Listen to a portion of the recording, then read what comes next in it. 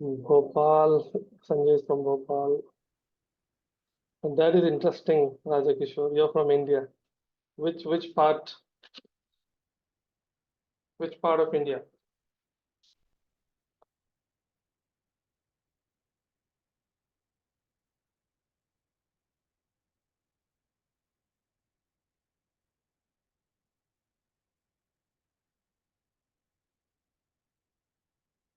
Nice.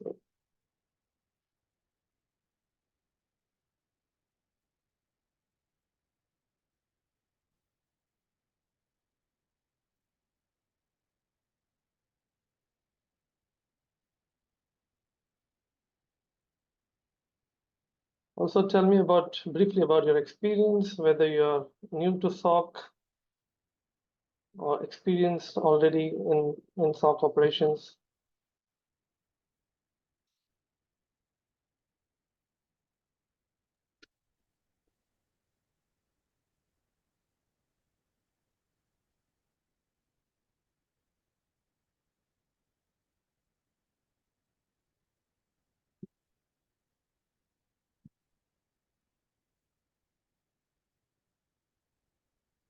I think 2 more minutes to go, or we can start sharp at 8:05.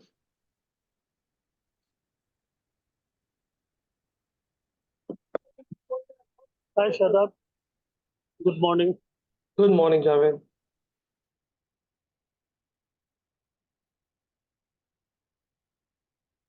Okay. So I was quite, anxiously waiting for this session. Thank you. Okay. Okay. Thank you.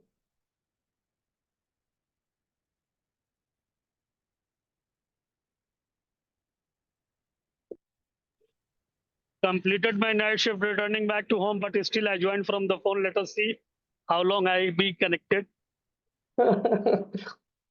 Wow. Nice. Awesome. I'll try my best not to put you on sleep.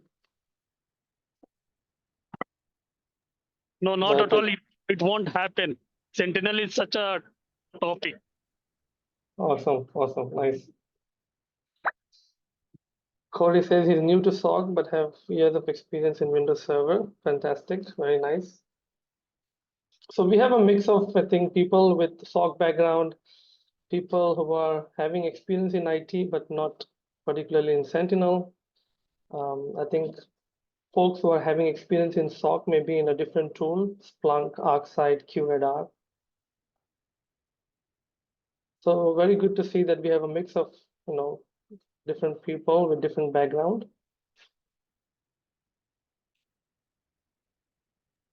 I'm hardcore from GRC background from the cybersecurity, but still try to understand. Okay, nice. Awesome, awesome. Fantastic. I think we are sharp 8:05. Can we start?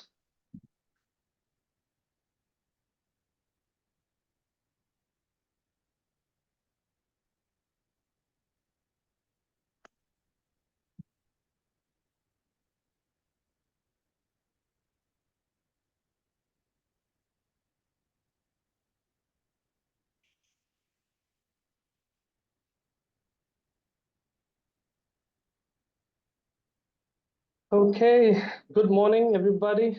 Thank you for taking your time and joining early morning.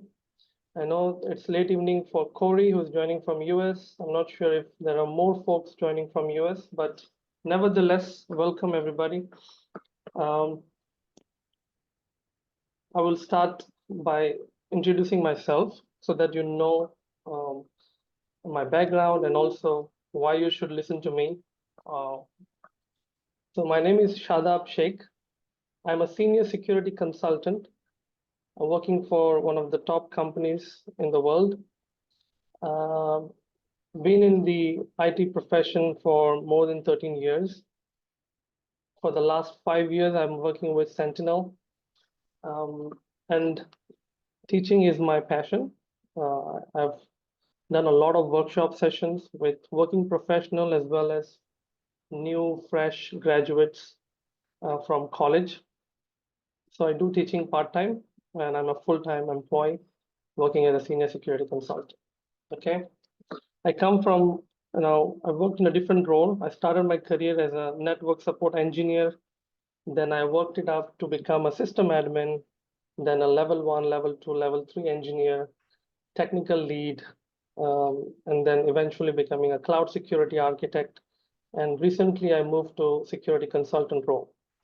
My day job primarily revolves around working with large enterprise customers, setting up Sentinel, migrating their existing SIEM solution to Sentinel.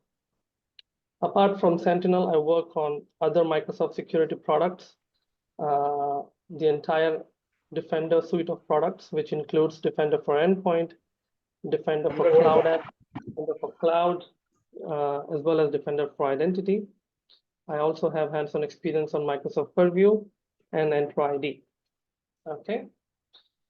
So with that note, what's in there for you all in the next 2 hours, what you can expect? We will set the foundation, understanding the cybersecurity threat landscape, different attack framework, SIEM versus SOC. So the first 30 minutes I want to spend in order to bring everybody on the same page, because not everyone is having a background in SOC. So, we'll spend some time, and then we will get into the Sentinel, overview. What are the different components in Sentinel? Since this is the first class, we will keep it light, but I will ensure you that we will keep it, hands-on. Wherever possible, we will go and do the demo. Very important that I don't want this to be a one-way communication, right?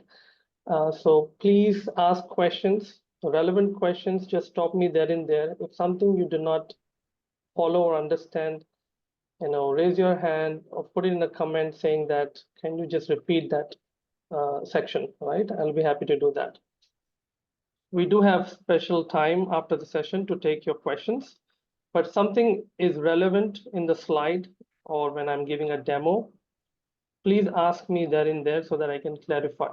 If the answer would take a lot of time, we can park that question and take it later on. Okay, so no problem. All right. First and foremost, please stay away from distraction. You've invested your time early in the morning or late in the evening. Please make sure that you keep your phone aside. That is the number one distractor. Second most important thing, ask questions. As I said, don't just take whatever I say, challenge it. That's the best way of learning. Okay.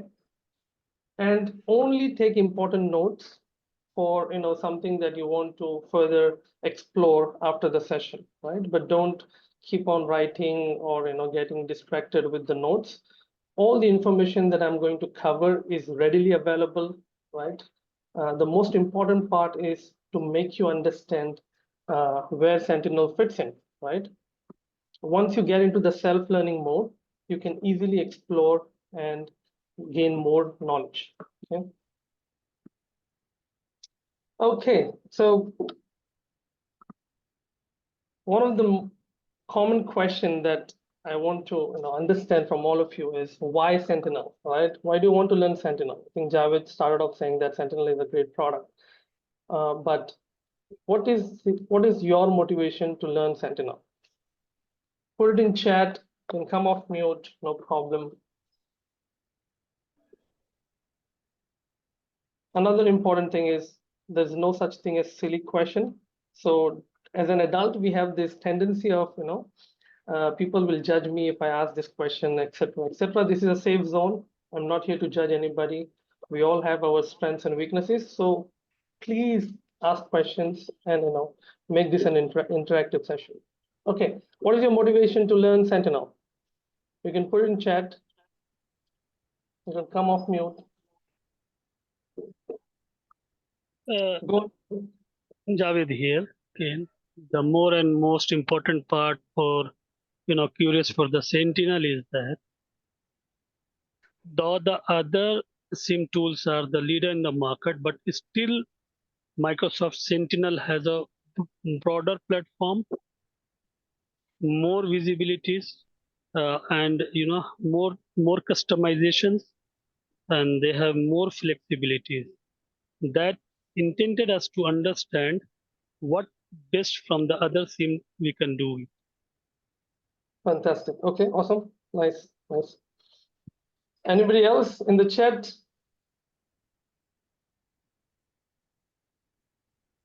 Okay, so first of all, cyber attack is on the rise every day, right?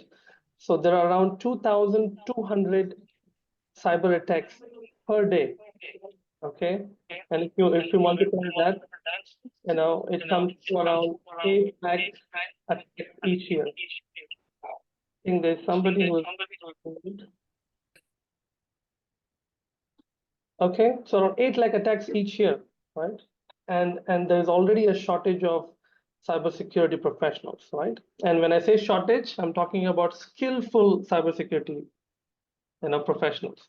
There's a lot of people who say that I know cybersecurity or I'm part of cybersecurity, but the foundation is not very strong and they struggle in the interview. And very often they're not able to showcase their skill set, to the interview, right?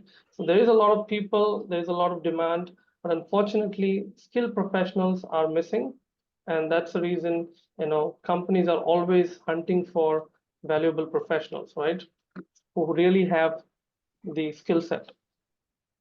Okay, now when you're talking about Sentinel, before we get into Sentinel, it's important to understand that Sentinel is one of the tools available in the market, right? Cybersecurity is a huge, platform, right? There are many things inside cybersecurity, right?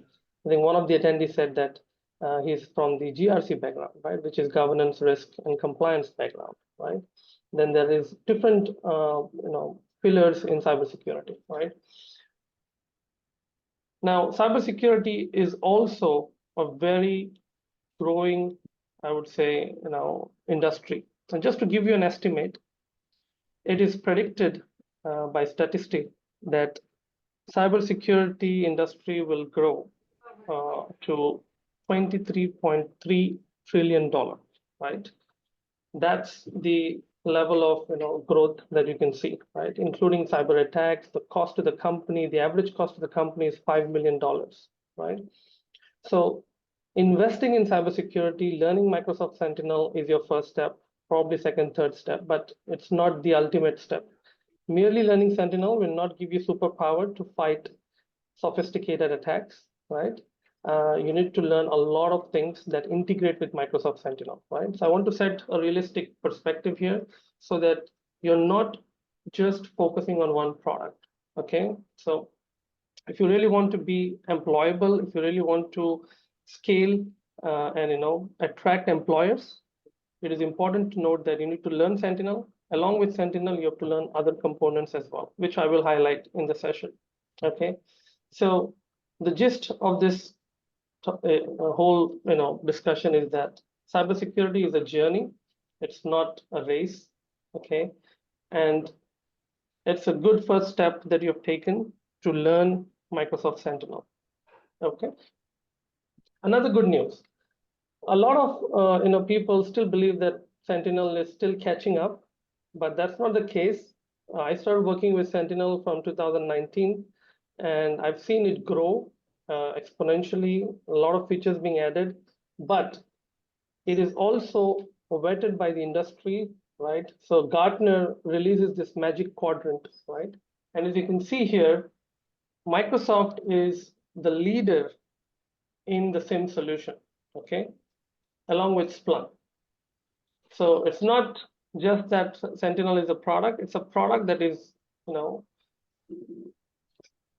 has maturity, and also it's been deployed by multiple customers, and it is in the leaders board in the magic quadrant.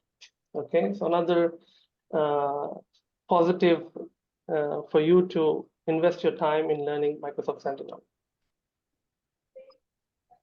All right, let's make it interesting. We have people from different backgrounds. I want to understand what is the number one skill to be successful in the world of cybersecurity.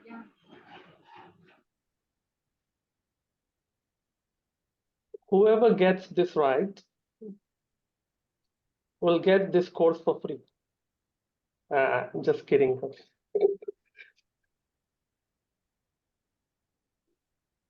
And I want everybody to participate, please.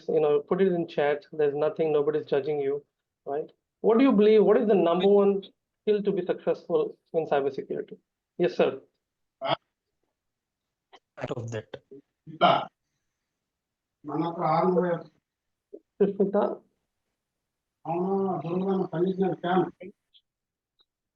Okay, Prashant says networking concept. Rajiv says curiosity, dedication. Come on, more inputs.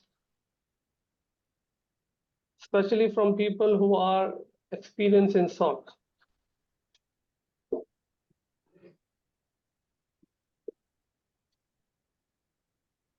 Hard work, gain the knowledge.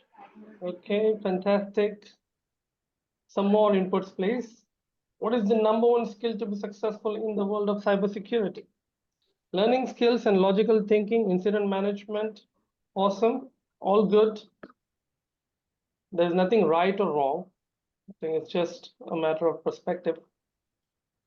So according to me, the number one skill to be successful in the world of cybersecurity is to develop a security mindset, right?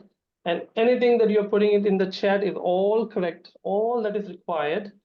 But this is the fundamental skill, okay, to develop a security mindset. Now, one might ask, what is security mindset, or how to develop security mindset?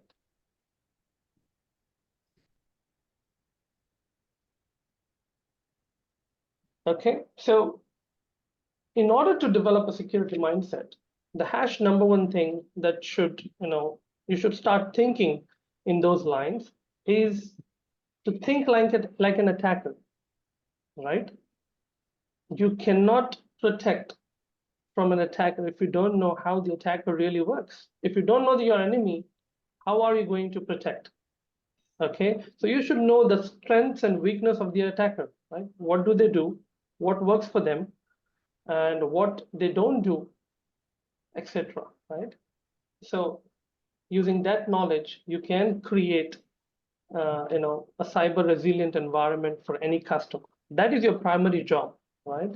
So learning Sentinel is one thing. How do you use Sentinel to protect an environment, any environment, enterprise or a small business, right? That's the other thing, right? So think like an attacker. And in order to do that, you might say, okay, how do I think like an attacker? I mean, I'm just starting in Sentinel. I'm just learning SOC. I'm coming from an IT background, right? So how do I get started? So you don't have to, become an attacker, work for 10 years, do all the bad stuff, and then become a defender, right? You don't have to do that. So the Mitre attack framework basically captures all the different types of attacks, methods and techniques used by the attacker, right, to attack an environment, right? So that central repository will give you an insight, and it also gives you a common language to communicate with other cybersecurity professionals, right? Because you're not going to work in a silo, right? You're the only one doing one job. You're not talking to anybody. This is another important skill. When you're working in SOC, when you're working with Sentinel, it is going to integrate different product, which means you should be able to communicate and integrate, have discussion with different teams, right? So you should have that common reference point, common language, that everybody can understand, right? So first of all, have you heard about Mitre attack framework, or this is the first time you're hearing this terminology? Listen. Sorry? Already listened. Okay, you've heard about Mitre attack. Anybody who is new to Mitre attack framework? We heard, but we don't know how to use. Okay, fair enough. Now, another important thing to understand is we pronounce this as a Mitre attack framework, but if you look at the naming convention here, right, it is ATT and CK. Okay, so which stands for adversaries, tactics and techniques, ATT, and common knowledge. Okay, so let me go to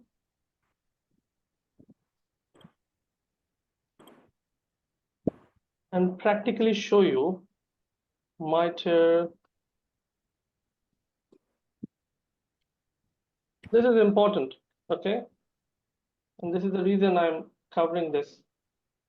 Okay, so as you can see here, this is the centralized repository maintained by Mitre. Okay, and in here, you can see that there is different top level tactics. So reconnaissance is a tactic, resource development, initial access, execution, persistence, all these are tactics, and each tactic has different techniques, and each technique will have sub-technique, right? So all the known tools and techniques used by the attackers, malicious actors, is documented here, right? And when you're working with Microsoft Sentinel or any SIEM solution, you should be able to understand this framework, right? So let's take an example, right? Reconnaissance. Now, this is the first step when any attacker is attacking a company, right? The way they show you in Bollywood and Hollywood film, tuck, tuck, tuck, some black screen, some commands are executed, and boom, the attacker is inside the company's network, right? That's not how it works, okay? There's a lot of homework that the attacker does. The other important thing is the attackers don't work individually. Gone are those days where attackers were working, individual. The way we work in team as defenders, attackers also work in team.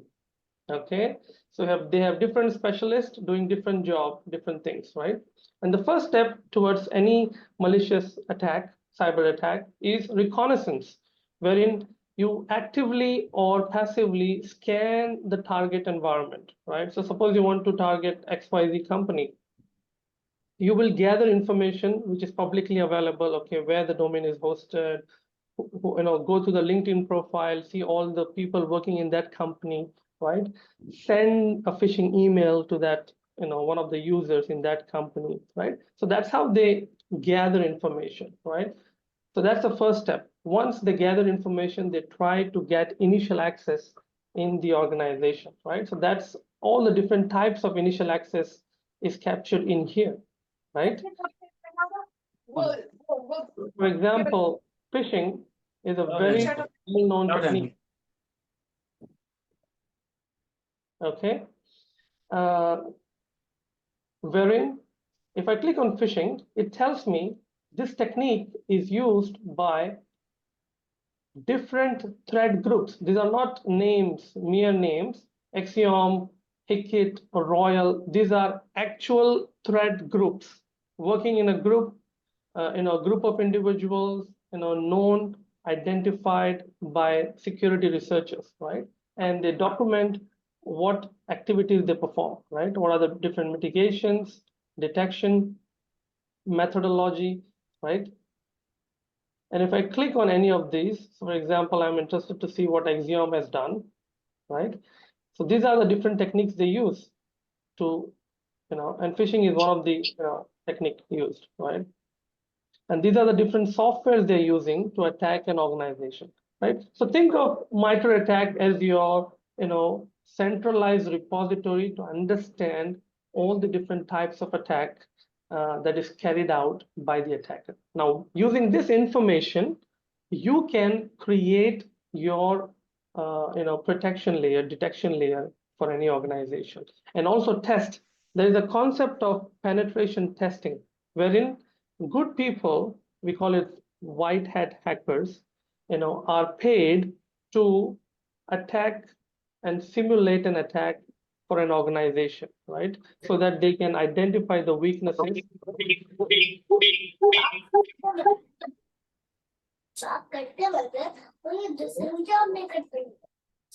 Guys, please, if you're not talking, can you go on mute? If you have any questions, please feel free to unmute yourself. But if you're not having any question, try to, go on mute.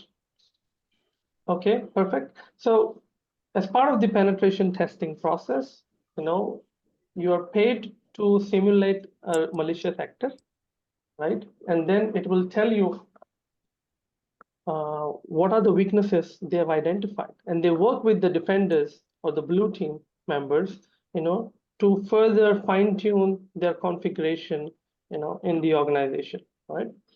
So if you really want to be, successful in the world of cybersecurity, spending some time on Mitre attack framework would be very, very valuable.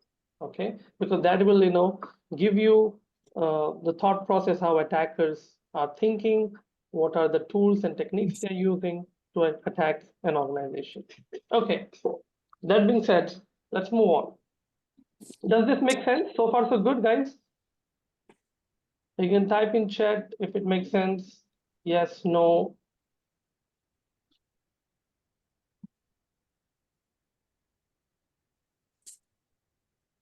Thank you. Yeah, very important that you bring in your inputs. Otherwise, I cannot see or understand what's going on.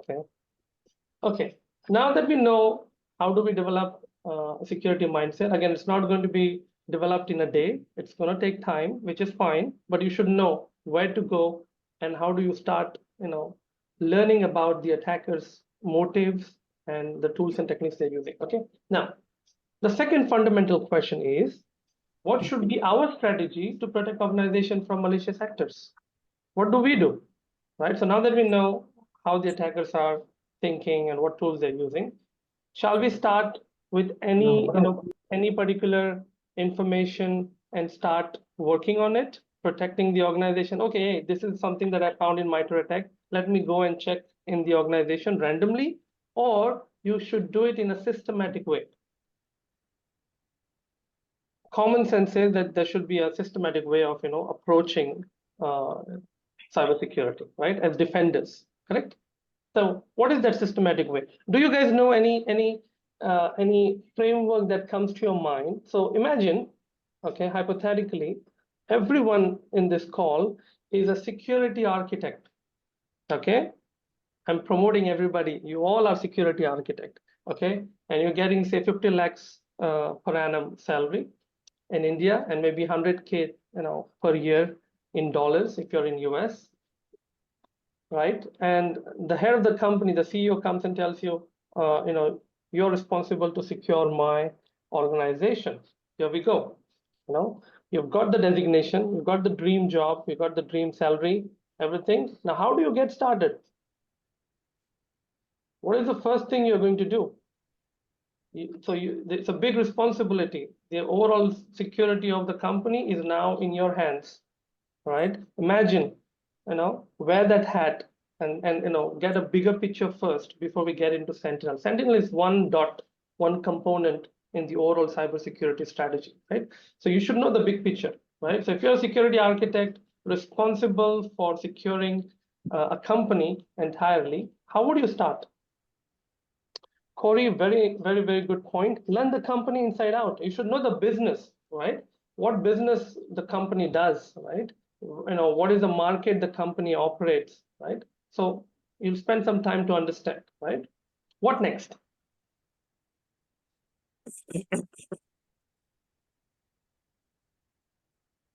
Is it a fair question to ask? Yes. Right? Yes, Because sir. without that, I mean, we're just, scratching the surface. We're just, isolating ourselves. This is what I did when I started my career in cybersecurity. I thought, okay, day one, I don't know a lot of stuff, but I have common sense. Somebody comes to me and says, Shadab, my company security, you are responsible, right? And it's up to you to secure it, right? So then I need to start thinking, right? From different, very broadly I have to think, and then very specifically I have to, address each and every issue, right? So very good inputs. Kumar says, which security solution will fit for the company? Access the assets. Corey says, observe what's going on and demand for technology right now. Perfect. All these are, valuable inputs. All these are valuable inputs, right? What I would recommend, and this has benefited me a lot, is that रात में tablet खाया तो morning में fever तो नहीं रात में भी नहीं आया, ये दोपहर में था, वही था। हाँ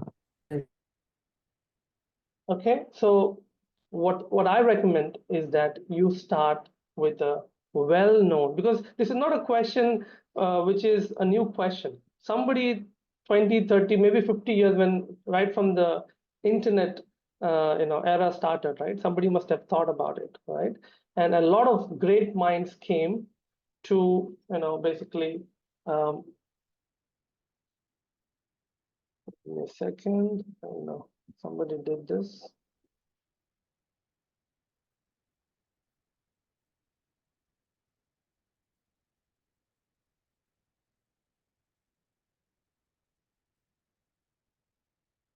Okay, so a lot of people have already thought about it, and there is National Institute of Standards and Technology, NIST, cybersecurity framework, right? Where you have security experts, they come together and they have laid out a foundation of what and how you should secure an organization, right? So it talks about 5 components. First of all, have you heard about NIST cybersecurity framework? Quickly put it in the chat if you've heard about NIST cybersecurity framework. Also, if you're new to cybersecurity framework, if you've never heard it before, that also will give me insight, right? People who have not worked on or not aware of NIST cybersecurity framework. It's a well-known framework if you have spent any time in SOC. If you're new to SOC, you may or may not have heard about it, right? So great.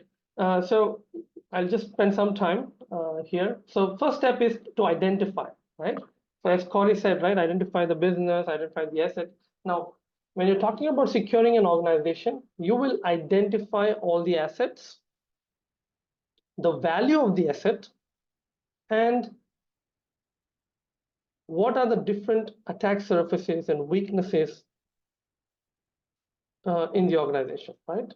So that would be the first starting point, right? And again, this is very well documented. So let me just quickly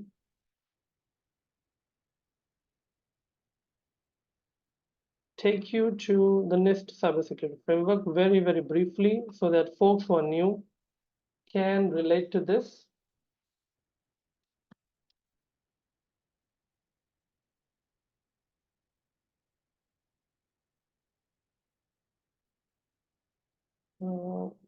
Just want to understand.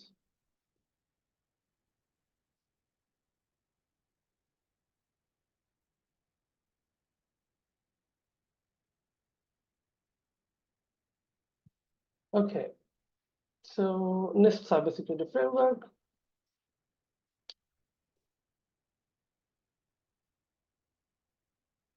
Now there has been a revision and we have now the 2.0. So earlier there was 1.0 framework. Now we have the new document released.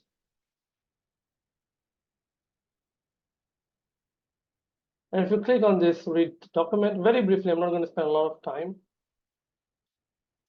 but this really sets the foundation for you to start thinking, right? How do I? So it talks about govern. It talks about identify. Again, what do I identify? The organization's current cybersecurity risks are understood, right? For example, where is the data? What softwares we are using? Which locations we are working, right? How many people are working, right? And all that, right? The second step is to protect. Once you know what are the different assets that you need to protect, what is the value of it? Now, why I'm stressing on value? So if you have something that you need to protect, the value of that asset is say $10. Common sense dictates that you're not going to spend $100 to protect a $10 asset, right? So you need to know how valuable it is and how far you can go to protect it. That is what governs the budget for security, right? So a lot of times you have desire and let's buy this product. This is a great product, but the company says we don't have the budget. right? And whenever there is an attack, suddenly the budget also increases, right? That happens all the time, okay? So then you will design your protection strategy. Once you identify all your assets, the value of those assets, where they are, what are the different components you need to protect, and each organization is very different, right? So according to the organization, you will come up with the protection strategy. Now, when you're protecting the assets of the company, 10, 20 years ago, you would try to create an environment which is hack proof. Okay, we tried and we failed miserably. We cannot create an environment which is hack proof, right? So what do? So we create protection strategy based on the principle of defense in depth. I will put it in the chat, very important. Defense in depth strategy with assume breach mindset. What does that mean?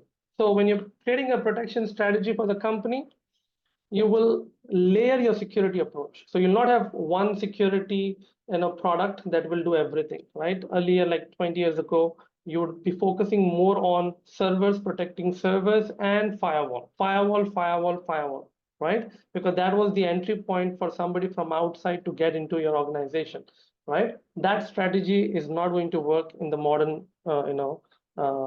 modern sophisticated attacks, right? It's not going to work, right? So you need to think of layering your security with an assume breach mindset. What does that mean? That means that no matter how hard you try to protect the environment, eventually attacker will find one day a weakness and then will penetrate in your organization, will bypass all your security controls. Now, if that happens, you are mentally prepared and ready that if any attacker successfully gets into my organization, immediately I should have a detection method, right? And then I should be able to contain that attack and get out of that situation with minimal to no impact to my organization. So what we are doing, we are switching the approach. So earlier we were like protection, but the moment any attack happened, we would be in the chaos. We don't know what to do, where to run, whom to call, right? All that stuff would happen, right? With the assume breach mindset, what is happening is you're mentally ready.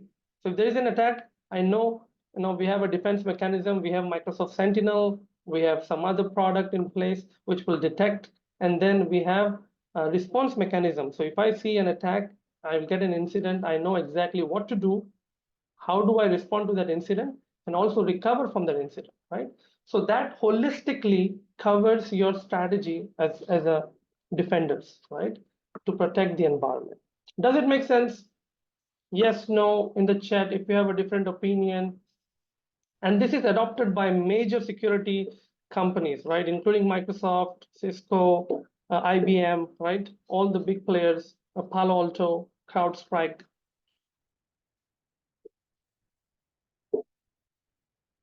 Does this make sense, guys? Yes, no, in the chat would be helpful.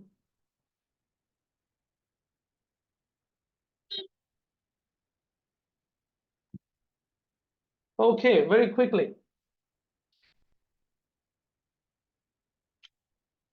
I think we have few more slides, and then we will get into the actual Sentinel components, and then very important, specifically for experienced folks. You might be saying like, I already know this, right, Shadab? But there are folks who are coming from non-SOC background. So I want to make sure that everybody is on the same page. Okay. So thank you so much for your response in the chat, because that's the only way I can understand whether you're following along. Yes, no. Okay. So thank you so much. Now, very fundamental question. What is SOC? Again, no judgment here. We're not judging anybody. Whatever comes to your mind. What is SOC? SOC is the security operations center where the security professional teams sit for saving from cyber attacks to the organization. Wonderful, very nice. What's your name, sir? I can see only 1+, you know, in the Ravi Karan group. Kushwaha. Ravi Karan. Ravindra. Ravi Karan. Ravi Karan. Okay, thank you, thank you. Very, very, very nice, very good. So SOC, yes, Krishna. SOC is Security Operations Center, where we can monitor all the logs and where we can find difficulties to. Yes, that is absolutely right. So SOC is a centralized. Is it a product? Is SOC a product or a function? Process of operations. Okay, do you have a product for SOC? Like you have a SOC product? No, No, sir. right? No. So Security Operations Center, it's a command center, it's a centralized, function where you have people, a team, a full-fledged team, right? And they also follow a tiering model, tier 1, tier 2, tier 3. If you're a SOC analyst, you have a security consultant, you have a security architect, you have a SOC manager, you have a team lead, you have a threat hunter, you have a penetration testers, right, working with the SOC team. So it's a bunch of different people coming together to have a centralized view on what's going on in the organization from security point of view, right? They also run 24/7. That means round the clock. So SOC is one area which is, I always say this, right? It's a thankless job at times, right? So if your SOC team is not motivated, obviously, I feel that no matter how much you spend on buying world's best security product, you're going to fail, because it's the actual people who is going to make the process successful, right? So as a CISO, so the highest position in security world in an enterprise is a CISO. Do you know what is the full form of CISO? Chief Information Security Officer, right? Who is responsible for the entire digital asset of the organization, right? So a successful CISO will be able to motivate and bring people together, integrate people, process, and technology in such a way that they become a well-oiled engine, right? Which is ready to combat any attack happening on the organization, right? If you're able to do so, you will be very, very successful. Okay, so very good. Folks who don't have SOC background, just understand it's a centralized function where you have different teams coming together, and in order for the SOC to be successful, one of the important tool is SIEM. What is SIEM? SIEM. It's an acronym.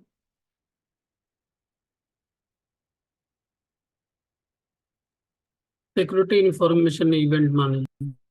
Absolutely. So any person who has any background in security, very quickly you'll know this is the full form of Security Information Event Monitoring. But we pronounce it as SIEM, SIM, SIM, when we are expressing, right? And Microsoft Sentinel is a SIM solution.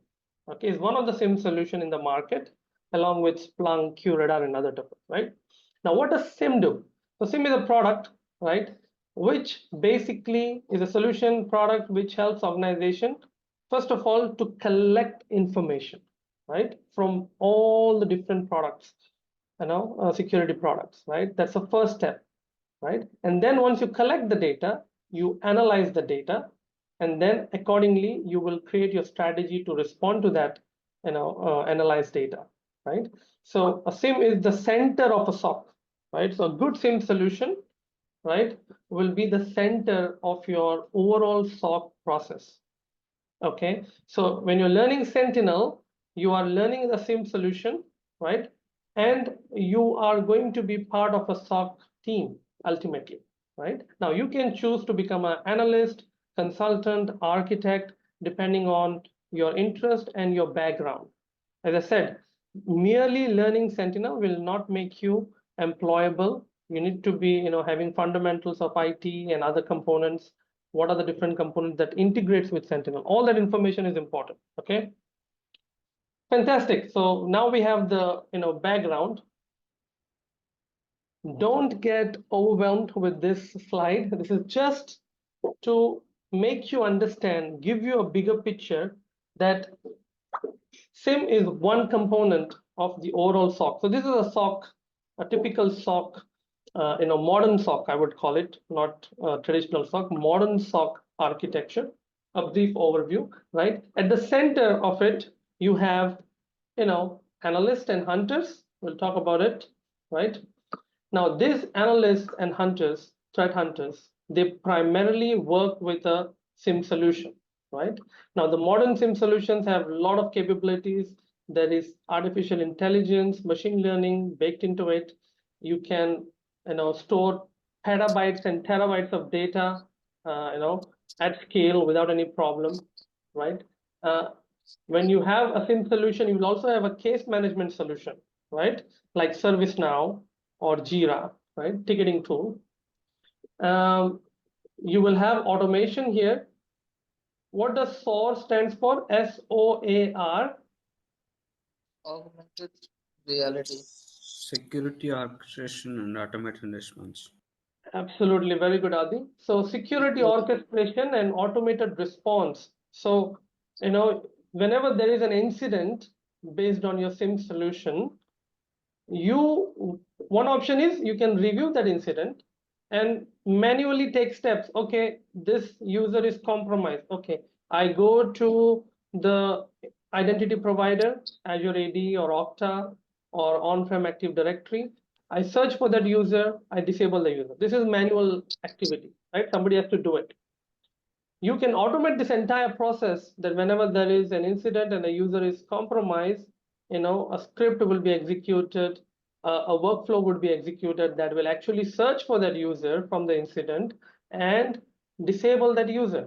The entire process is automated. So even when you're sleeping or you're not paying attention, if you have automation in place, automation will take care of the action, right?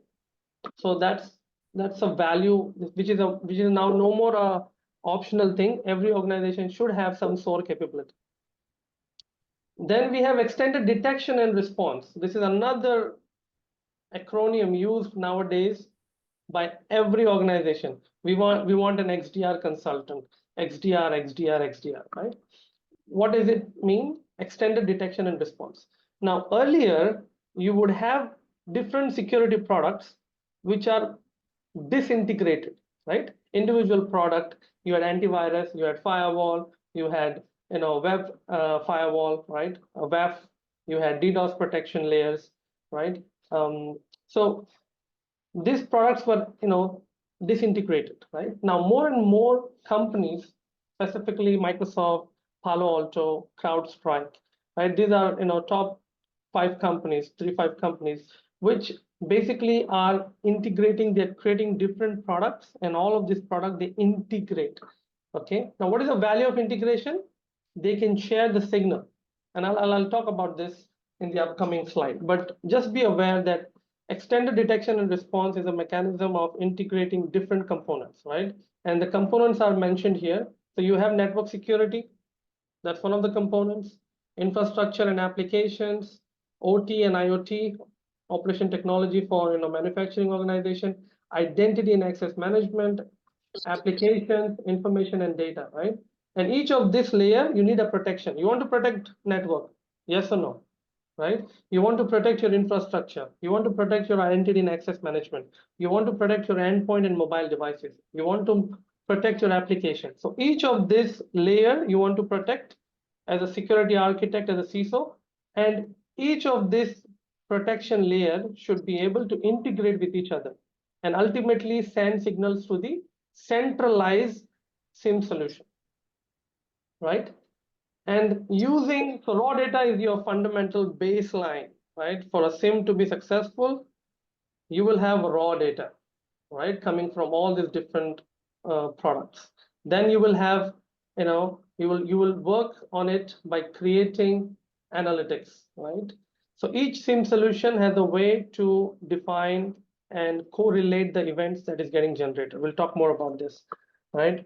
And then this information will then be integrated with SIM, and then you will have analysts and hunters working with the SIM solution, right? So it's a layered approach. The bottom is all about getting the data. then writing analytics rule, and ultimately, working with the same solution. Now, how do you measure if the SOC is working well? So if I'm a CISO and I want to know, okay, what is the status of my SOC, right? Is it really working well, or it is not up to the mark? What is the metric that you will use to, one of the metrics I would say, to use to understand the overall SOC performance? Anybody from the SOC background?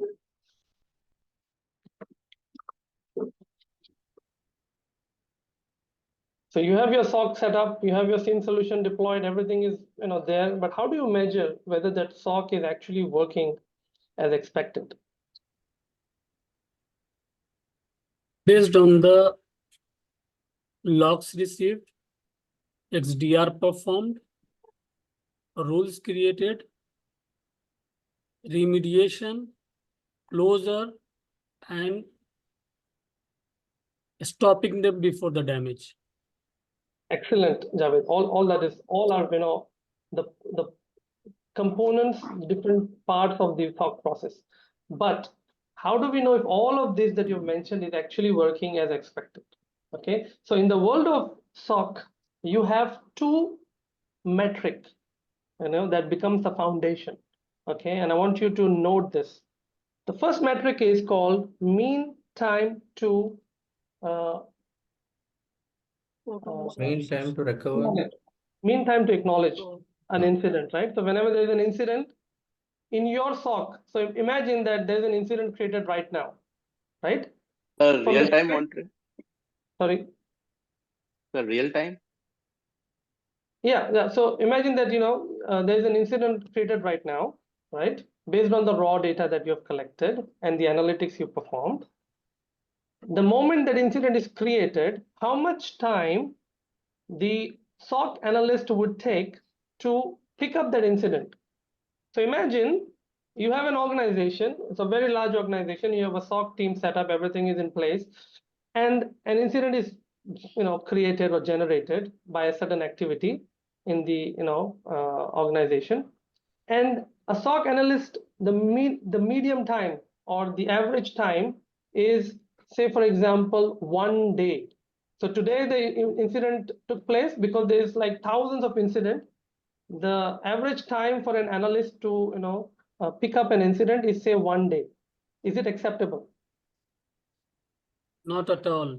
Not at all, right? So mean time to acknowledge is the first metric, and most of the SIEM solution will give you this information, right? So if you get how many incidents and what is the average time to pick up this incident, right?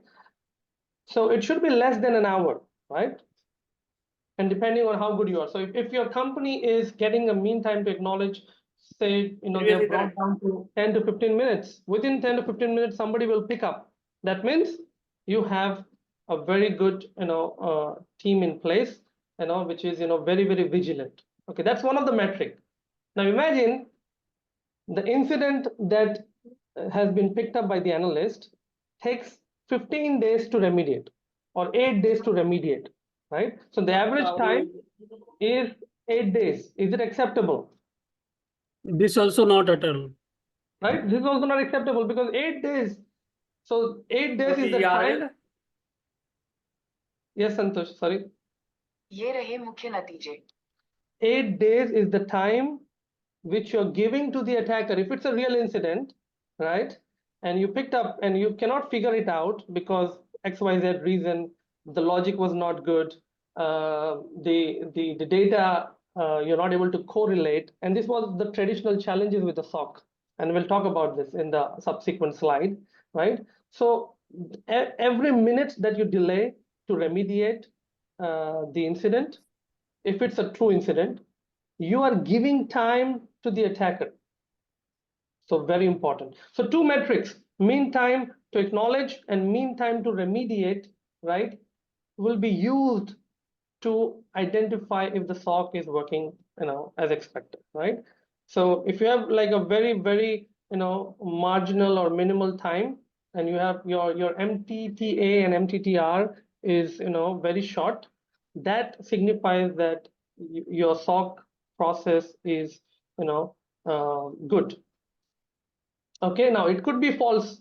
For example, without doing due diligence, somebody is just picking up an incident and closing it out, right? That will give you a false sense of security, right? That my SOC is working fine, but your SOC analysts are not skillful, so they're getting confused, and maybe out of frustration they're just closing it. There's no governance, to see if the incident that is closed has everything, right? All the confirmation that the remediation is taken place. Very important. Okay. All right. I hope this is valuable. It makes sense. Very quickly, the same slide, if I take it and superimpose it based on the Microsoft product suite, right?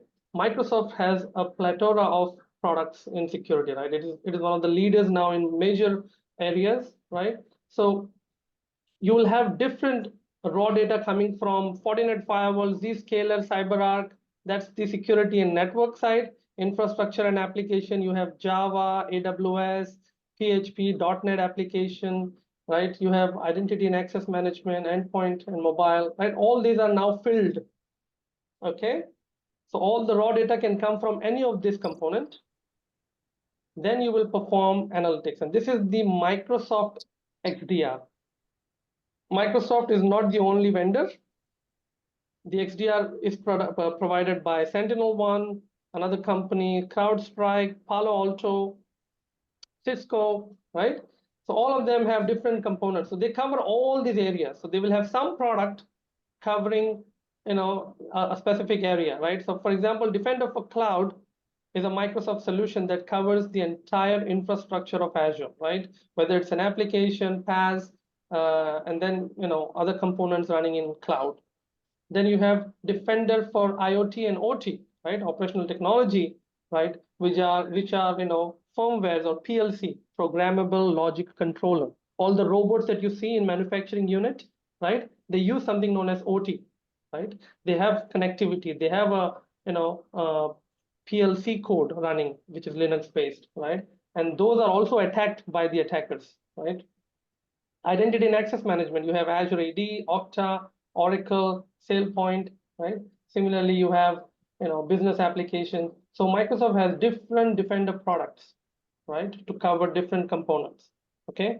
Now, if you want to be successful in Microsoft Sentinel, you should know how these different products integrate with Sentinel. That's your first fundamental step. And today we are going to cover, the native connectors, how it integrates with. Okay, so stay tuned, right?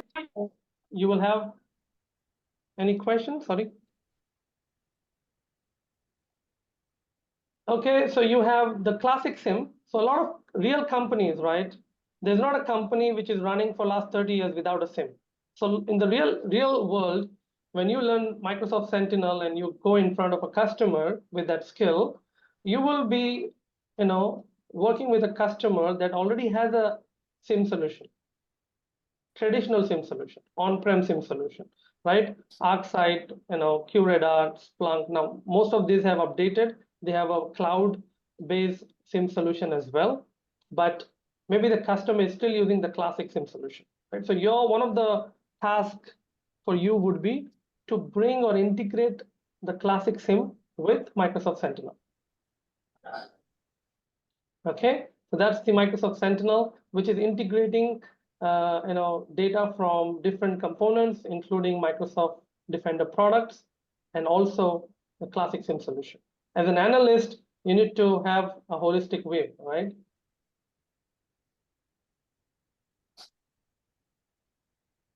Okay.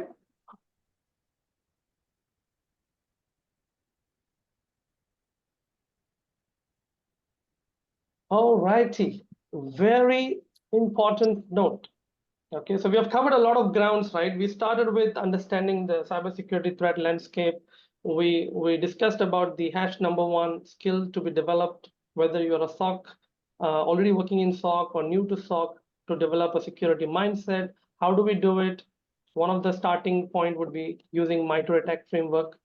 Then how do you as defender have a strategy in place. We discussed about NIST cybersecurity framework, right? We discussed about the SOC process, how the big picture looks like, whatever your role is, right?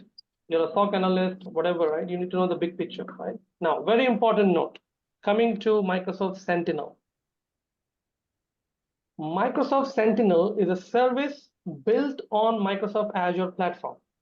Very quickly, everybody, I want you to respond in the chat.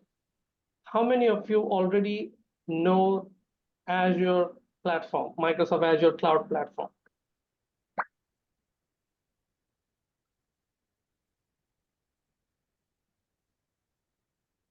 I want everybody to respond in the chat. And if you're new, you're not familiar, that is also important because, as I said, Microsoft Sentinel runs on Azure. If you don't know Azure and I'm teaching Sentinel, it makes no sense. Okay. I mean, you will be like, okay, what's going on, right? So very important. You have to learn. You don't have to be an expert in Azure, but you should at least have level 100 knowledge on Azure, right? So I see a lot of people are new.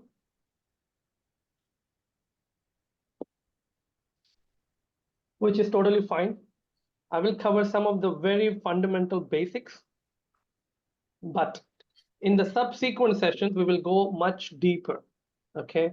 So I cannot detach Azure with Sentinel because Sentinel is running on top of Azure, right? So if you don't know Azure, you will struggle, right? So nobody in the real world, in the real enterprise world, nobody is going to tell you, Santosh, Sanjay, you're only going to work in Sentinel. Anything outside Sentinel, you tell me. That is very rare, right?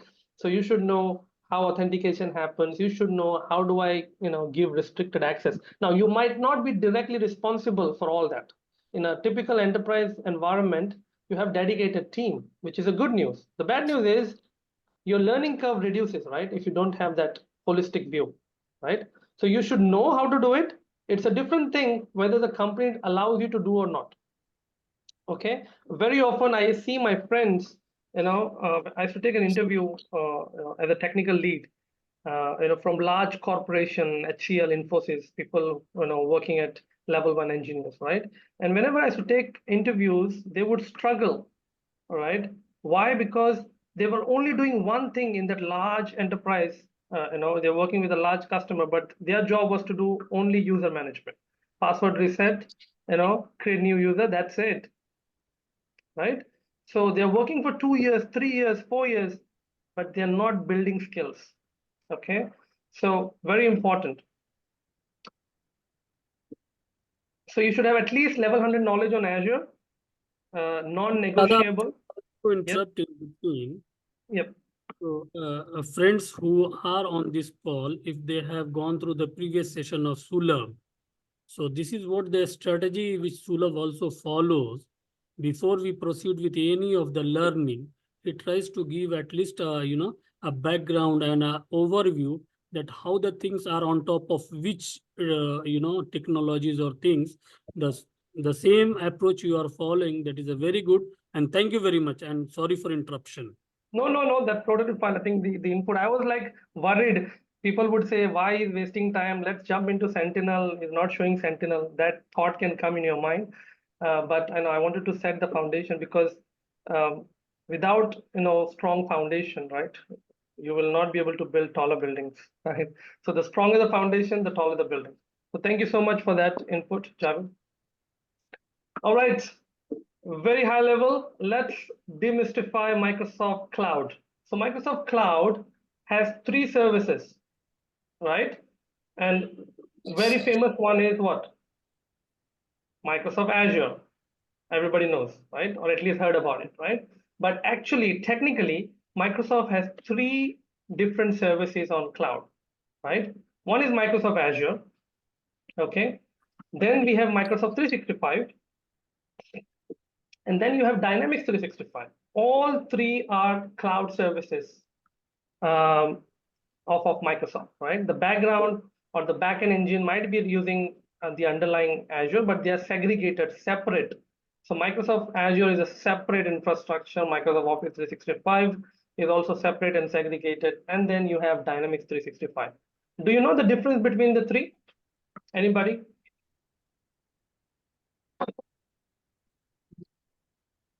No, sir. Okay, so Microsoft Azure is a consumption-based service.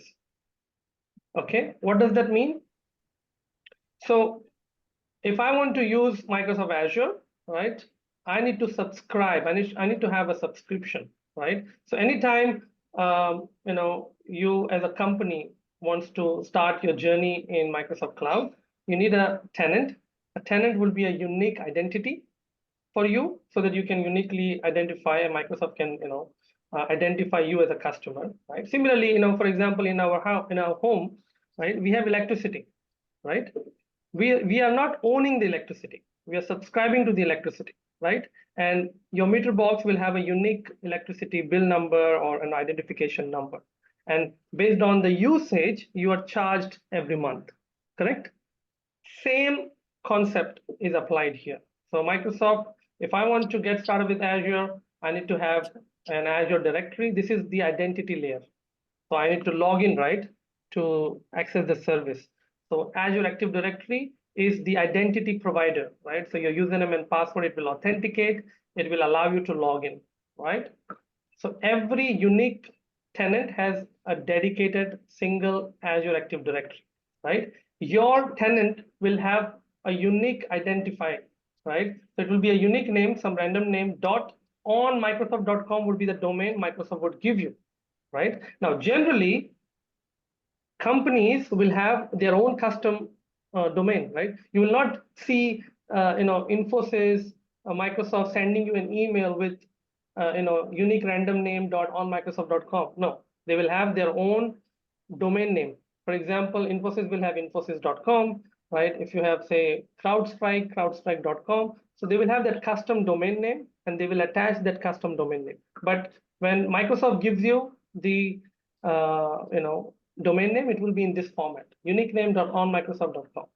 Okay, make sense?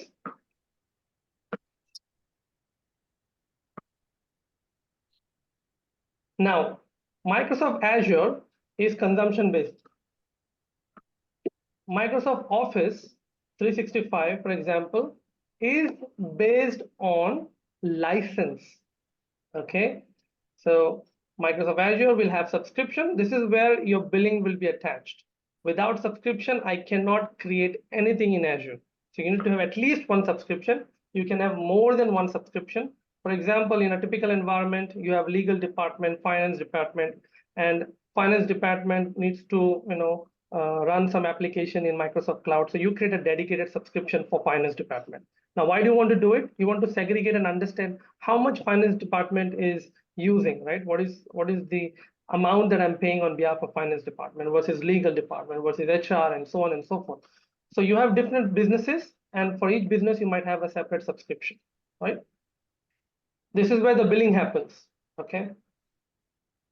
And each subscription will have resource group. Think of it as a container. So any resource you create in Azure, and I'm going to show this in practical, in demo, so no worries, just understand the hierarchy and the flow. So subscriptions will have one or more resource group, okay? Again, so you have a tenant, a unique tenant. Each tenant will have a dedicated Azure Active Directory, right? Which is your identity provider. Now, each tenant can have more than one subscription, okay, based on the business requirement, and each subscription can have more than one resource group. This is like, for example, web application. I want to club all my web application in a one single resource group so that I can easily, give access, create, delete the entire, web application for testing. I can have a dedicated resource group for, pre-production, development, etc., right? Now, each resource group will have set of different Azure resources. Now, these are all consumption based. That means if I run a virtual machine in Microsoft Cloud, if I run it for an hour, I will be charged only for the hour, right? So 1 hour, the charge is XYZ. 10 hours, the charge is, whatever. So based on consumption. Now, Microsoft Office 365, the concept is it's not based on consumption. It's based on licenses. So if I use O365 E3 license, right, I will get a set of different products. I can just use those products, right? And I have to assign a license to a user to use the product. For example, I want to use, Office 365 Exchange along with SharePoint, right? So if I assign a license to the user, a user can actually have a mailbox, he can send and receive email, he can go to the SharePoint site, he can create documents and all that, right? So no infrastructure is required. Everything is managed by Microsoft. You have to pay for the license based on the number of users you have. Okay. Same thing applies for Dynamics 365. Sorry, go ahead. So, sir, one thing I want to ask, sir, Microsoft Office 365 is used. What is the use in security? How is it used? Very good, very, very good question. So all your information, for example, your email, right? Imagine an attacker sends an email, a phishing email, okay, where he says, this is from your manager, your report is not coming. Can you send me the report urgently? The report that you sent was not proper. I have a meeting in 30 minutes, right? This is called spear phishing email, where the attacker is gathering the information before sending the email, right? He's understanding your relationship, who is your manager, who is your reporting manager. So he will spoof the email of your manager and send you an email, right? So it looks legitimate. And I've seen even experienced people, IT folks, click on that email, right? And the moment that happens, there is a malicious content attached to that email, right? Which gets downloaded on that machine, and the machine is compromised. Now, you get an incident in your, Sentinel, for example, right? Now you want to further analyze how many people received that email, correct? To damage control. You cannot just work on that single machine or single user and imagine that everything is good. Maybe there are 50 more people who received that email. How will you get that information? You will go to Office 365, you will go into the email logs, and if you're getting that logs into Sentinel, well and good. If not, you can go to the Office 365, do more research by filtering based on the sender email address and identifying how many of them got the email. And then you can run a script to delete that email from all the mailboxes from centralized location, right? So a lot of things, right? So somebody clicked on a file, all that information is captured in Office 365. There's something known as auditing in O365, right? So anything that user uses can become an attack surface for the attacker to exploit it. Hope that answers the question. Yes, sir. Now, what is Dynamics 365? Again, Dynamics 365 is like CRM tool, right? For example, it's the competitor for Dynamics 365 SAP. You know what SAP does, right? You have different modules: finance module, HR module, operations module, right? So basically, running the operations of the business, Dynamics 365. Again, this is license based. There's no consumption, right? Now, with all this information, why am I covering this? The reason for covering this is, so Sucharita is asking, what's the difference between Office 365 and Dynamics? So Office 365 covers all the Office application. For example, Word, Excel, PowerPoint, SharePoint, Exchange, right? These are some of the tools, Power Platform tools. Dynamics 365 is a CRM tool, right? So it is a business application, right? So for example, you want to run your HR operations, you want to run your finance operation for a typical organization. So this software you will use to build your finance operations, right? So this is normally done by business entities, right? Whereas Office 365 is generally used by the end user. So you are working on day-to-day basis on Word, Excel, PowerPoint, right? That is coming from Microsoft Office 365. Now, Microsoft Office 365 earlier, 10 years, 20 years ago, before Office 365 existed, you remember we had licenses, volume licenses, where you will install the software on your local machine, license it. Office 365, you can directly, log into cloud, and using the browser, you can actually, work with Word, Excel, PowerPoint. Okay. Hope that answers the question. Yes. One question is that these three we have worked as combined or separately in SOC? Very good question. So these all three are Microsoft services, cloud services. As a customer, depending on your need, you will, pick and choose what service you want. For example, you are a customer, you're using SAP, very well known, right? And you're happy with SAP. You have no interest to move away from SAP. So you're not required to use Dynamics 365. So you will not buy licenses for Dynamics 365, right? You are using Google Cloud Platform, right? Google Suite, G Suite, right? Where you can actually do editing in the documents, PowerPoint, and all that, right? So that, if you're already happy with it, you don't need Office 365, right? Because G Suite is a competitor to Microsoft Office 365, right? Now you want to migrate your application from your on-prem to Azure. So you only want Azure. So you only subscribe to Azure, right? So customer, depending on their need, can buy and work with any of these three services. The major highlight is that if you're going with Azure, it is based on consumption. If you're going with Office 365, it is based on license, and you get different products. And if you go with Dynamics 365, again, it is going to be different set of, very quickly, just for the benefit, and people are asking questions. Let me show you a very interesting one. So this is the Microsoft 365 Enterprise licensing. Wow. So these are all the different products, and you have different individual licensing as well, right? If you want everything that Microsoft 365 has to offer, you will buy a Microsoft 365 Enterprise E5 license. You get everything that Microsoft 365 gives you. This is like at the detail level, right? So you have Office 365 E3, where you have Exchange Online. All these features are part of it. Okay. Similarly, you have Enterprise Security E3. So all this product, you will get it if you are buying the entire M365 E5 licenses, right? So this is the entire product suite. It's not one product, it's a collection of products.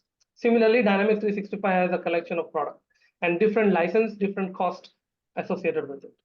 Okay. All righty. Let's go ahead. Okay. So we have set the foundation. We know, different components. Let's dive into Microsoft Sentinel. Okay. So first of all, Microsoft Sentinel is built in cloud. What does that mean? 10 years ago, 20 years ago, Microsoft did not have a SIEM platform, right? So a lot of Splunk, for example, Splunk had an on-prem solution, right? Where you would deploy the Splunk solution on-prem, right? And then eventually they have also created a cloud-based solution. But Microsoft, right from day one, when they came up with Sentinel, it was born in cloud on Azure platform, okay? And the number one, I would say, benefit of Microsoft Sentinel for any customer is that you can set up Sentinel if you've done the planning and everything. But technically, if I want to set up Sentinel, I will take 10 minutes maximum. That's how fast you can set up a Sentinel. Okay, I'm just talking about Sentinel, not the configuration and all the bells and whistles, right? So that's very fast. The second important thing, you don't have to worry about storage, right? Storage is scalable. Obviously, storage has a cost associated with it, right? So the more data you store, the more costlier it will be, right? But since it is in cloud, in on-prem world, you have to plan 10 years from now. Okay, I've got to build a SIEM solution. Okay, what storage do I need? NFS, or I need a SAN storage. Okay, I need, my requirement is 5 terabyte, but over the period of 5 years, 10 years, it will become 20 terabytes. So let me purchase something which is 10 terabytes. So you have to plan ahead and buy, the storage in advance. In Sentinel, it is elastic. If I want to use 1 TB, well and good. Tomorrow, my usage drops to 500 GB, well and good. So that elasticity comes with cloud. Okay. In on-prem world, it's not possible. If you've taken a SAN storage, you've spent for 10 terabyte, it's with you now. After 2 years, if you want to get rid of it, you have to either resell it or, you cannot easily get rid of it, right? Whatever you have paid is paid, right? Whereas in Sentinel, the billing happens per month. So based on your changing needs, your prices will fluctuate. Right? So you're paying only for what you're using. The other important thing is there was a lot of noise, right? In Sentinel, this noise can be reduced. What do you mean by noise? A lot of false positive. My first experience with SIEM solution, I was very excited. Not Microsoft Sentinel. It was a third-party SIEM solution, but well-known SIEM solution at that point in time. And when it was deployed in my environment, day one, I received 3,000 false alerts. All my excitement went within a week. Okay, and I created a separate folder and I redirected all those emails to that folder. Done and dusted, right? Because as a human being doing your day job, and I was not a dedicated SOC analyst at that point in time, so reviewing and going through all the different false positive alerts and responding back to the SIEM provider was a nightmare, right? And in each alert, the SIEM provider will comment saying that, can you confirm if this activity is genuine or not? Right? So some SQL authentication is happening. I have to go verify, okay, this user is a valid user required for the application. Okay, this is the permission. Yeah, this is good. Okay, yeah, this is a business case. This is required. And then they will whitelist that. So it was a very daunting process, and that can be mitigated with machine learning and artificial intelligence. Okay. A lack of automation. Everything was mostly manual, right? You would have a very sophisticated, expert SOC analyst, and it will take years of experience to build that expertise, right? And you would rely on them to take the remediation steps, right? So lack of automation is another big concern, right? The scarcity of jobs, is still there. Too many disconnected products. The whole terminology of XDR, EDR is a new term, right? 5 years ago, 10 years ago, people started coming up with this terminology, right? But earlier, it was all disconnected product. What is happening in one product, the other product has no idea at all. So you, as a SOC analyst, had to write and do the correlation manually. A lot of those correlation in Sentinel happens automatically, okay? 44% of alerts are never investigated. How about that? Right? Because of the volume, I mean, this is like still a much good ratio. I would say it was much higher than this, right? Where you would, just overwhelmed, you will miss that important incident, which is true incident. So imagine you have 3,000 false incident. In that, you have one true incident. It's very hard, right? It's very easy to actually miss that, right? And that will cost company money. Yeah, that agree, Shadab. Totally agree. Thank you. Okay, so security operations team, cloud plus artificial intelligence, that is the number one, I would say, advantage of Microsoft Sentinel, right? It is built in Azure cloud, so you don't have to take attention of building the infrastructure. And it backs with machine learning and artificial intelligence. So right from day one, you don't have to be an expert. Even if you have 1 year of experience and a good foundation of how different technology works and integrates, Sentinel will help you, right, to get started, right? So that's the biggest advantage and a game changer. Okay, now how are we doing with the content covered so far? Do you guys need a short break, coffee break or a quick 5 minutes break before we get into the actual, Sentinel components? Because from here onwards, it's all going to be demos, very minimalistic slides I have. Okay, so how are we doing? Are you in a position to continue? Do you want to take a short break and come with a fresh mind? Sir, take a short break for 5 minutes. Perfect. Everybody aligned? Yes, no, yes, no, yes, no. Break of 5 minutes, please. Okay, perfect. So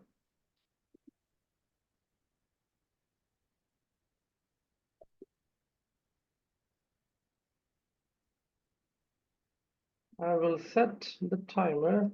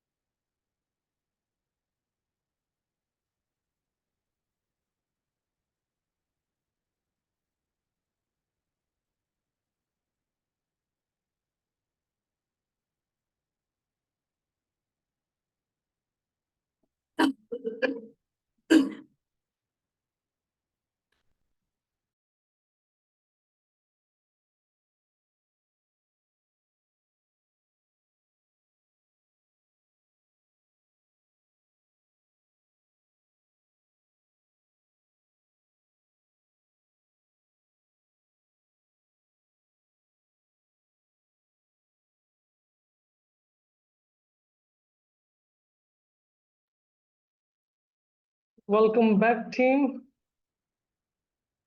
Still have a minute. If anybody has any questions, please let me know.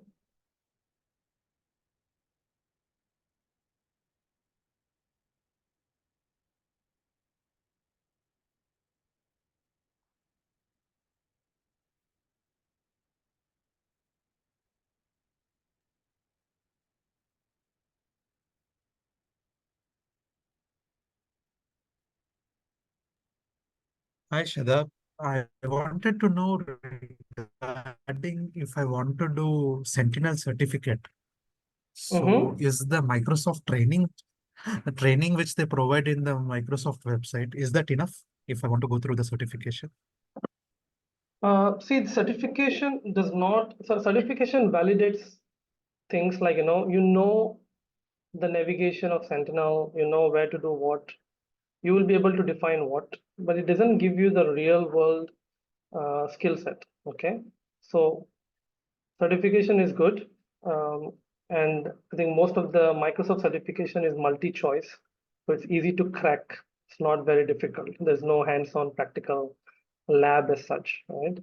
So you can easily clear the certification if you go through the content that Microsoft provides. But it will not give you a real world experience. You will not develop a skill, and you will get stuck in the interview process.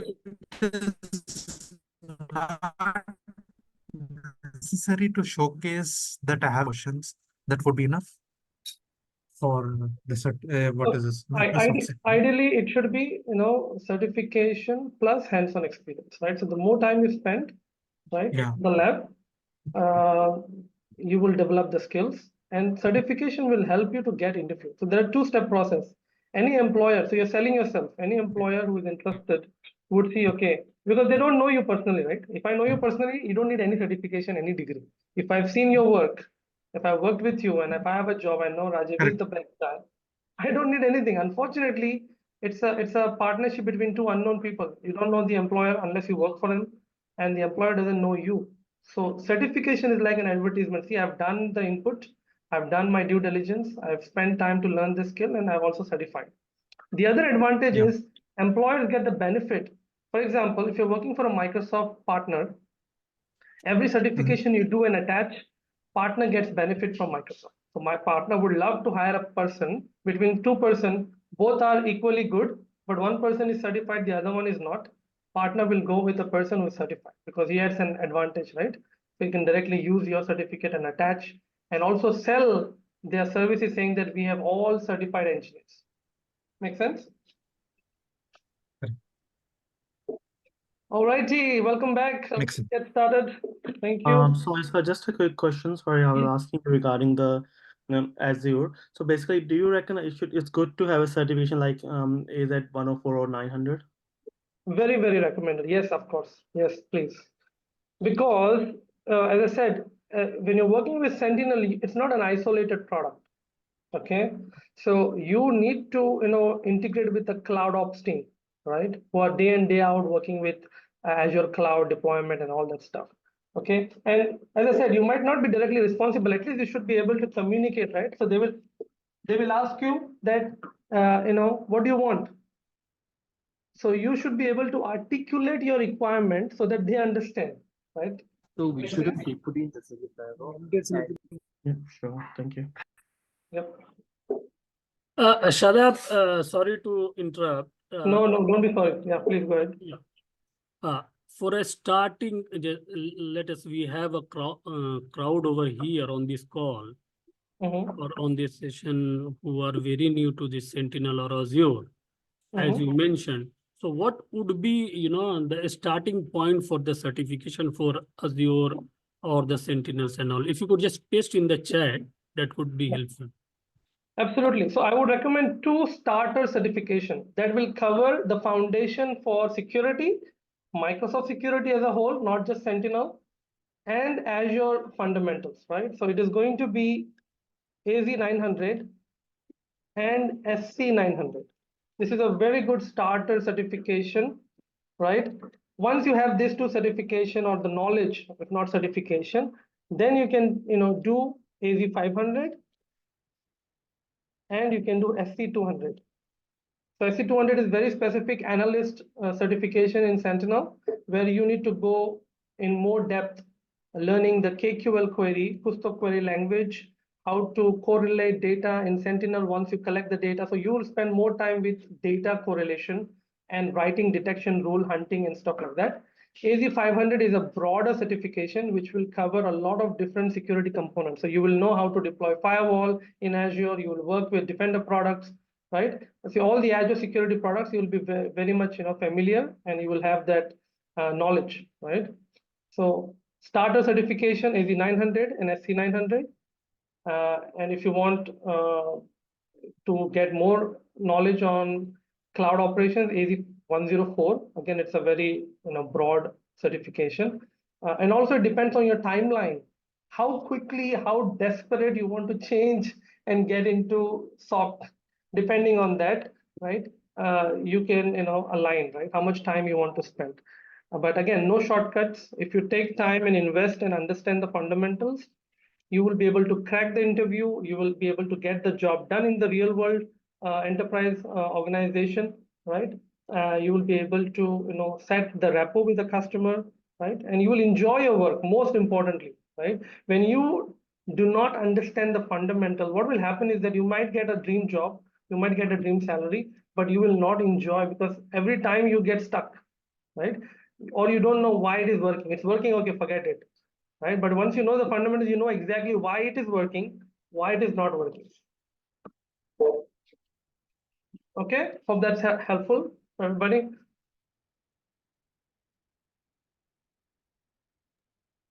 Yes, very helpful.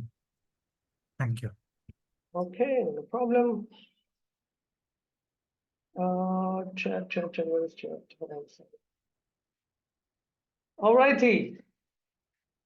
Into Sentinel now. So for any SIEM solution, and you want to be successful in the SOC or any SIEM, right? And you will keep hearing me, using the language which is technology vendor agnostic. Why? Because when you learn a technology, learn from that perspective so that you can easily adapt to other products. So if you master Sentinel, don't master Sentinel as a product, master the SIEM solutions, right?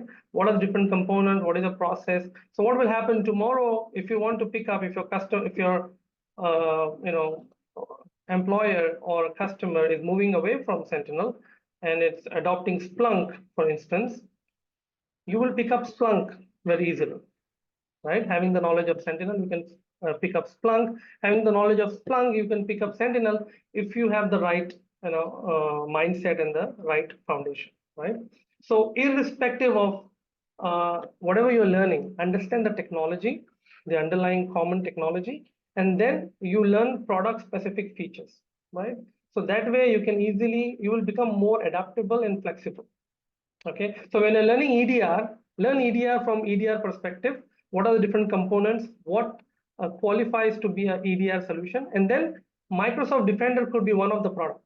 Similarly, CrowdStrike is another product, which is an EDR product. Sentinel-1 is another EDR product, right? So that way you can easily map it.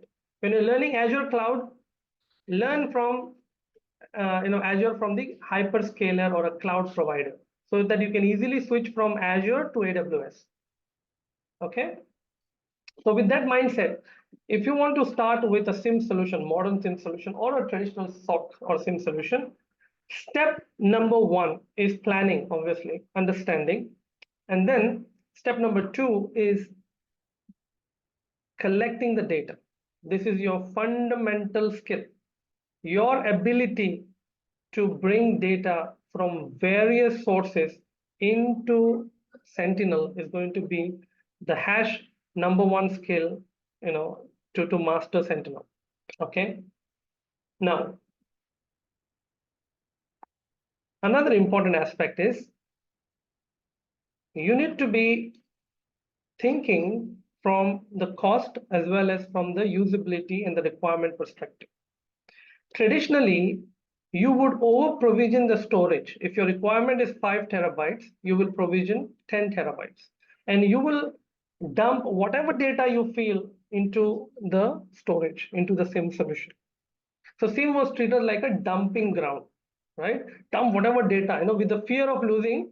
Okay, what if this is required? What if that is required? Let's bring all the data, So, and there was space, so most organizations would take that route.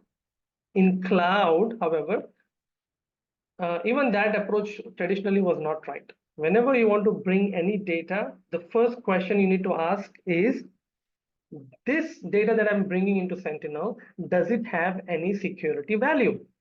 What I'm going to do with this data? What analytics rule I want to write on this data, right? Is it valuable? Is there any known attacks on this product, and what are the mitigation, right? So ask all these relevant questions, and only then, if you have a valid use case, you bring the data into Sentinel. Very important. Okay. Once you bring the data, what do we do with that data? That's the second step. So once I bring the data, I start writing something known as detection rule or perform analytics. Okay. Again, how are you going to do the analytics or write detection rule? It goes back to our discussion, the fundamentals that I covered based on the Mitre attack framework, right? What are the different techniques?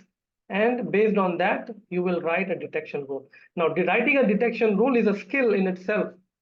Okay, it's a very powerful skill, and you need to have a deep understanding of Mitre attack framework, different threats, different mechanism the attackers use. The more you know about the attackers and how they bypass security control, the better you will become in writing detection rules. Okay. Now, same underlying principle, you can use detection rule, and you can also do hunting. Now, what is the difference between analytics or writing detection rule and hunting? Anybody from the SOC background? Why do we have these two different categories in detection?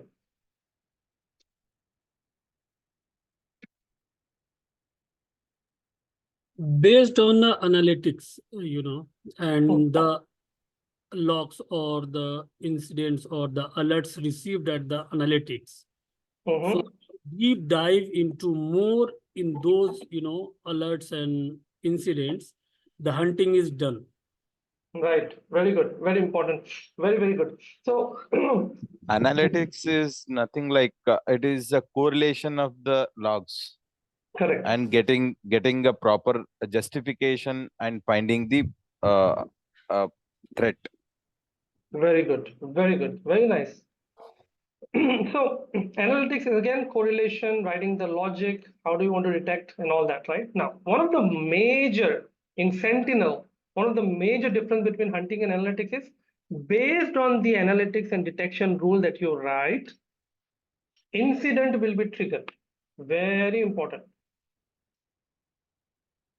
If you are doing hunting, proactive hunting, incident will not trigger. You're investigating, you're doing the due diligence, right? But the underlying technology, you're going to use the same KQL queries. Kusto query language you will use to do hunting as well as analytics. But when you're performing analytics and writing detection rule, the result of the detection rule would be incident will be created, alert will be created. When you're doing hunting as a tier 3 analyst, you want to do it silently, right? You're proactively doing hunting, and only when you find something interesting, something that you want to monitor, only then you will take that input from the hunting and convert it into a detection rule. Okay, so major difference. I hope it makes sense. Analytics rule, detection rule will create, generate incident and alert. Hunting will not create alert or incident by default. Make sense? Also, hunting will be performed by experienced folks. So if you're new to Sentinel, day one, no company will tell you, hey boss, do hunting for me, right? Make sense? So analytics will lead to incident creation.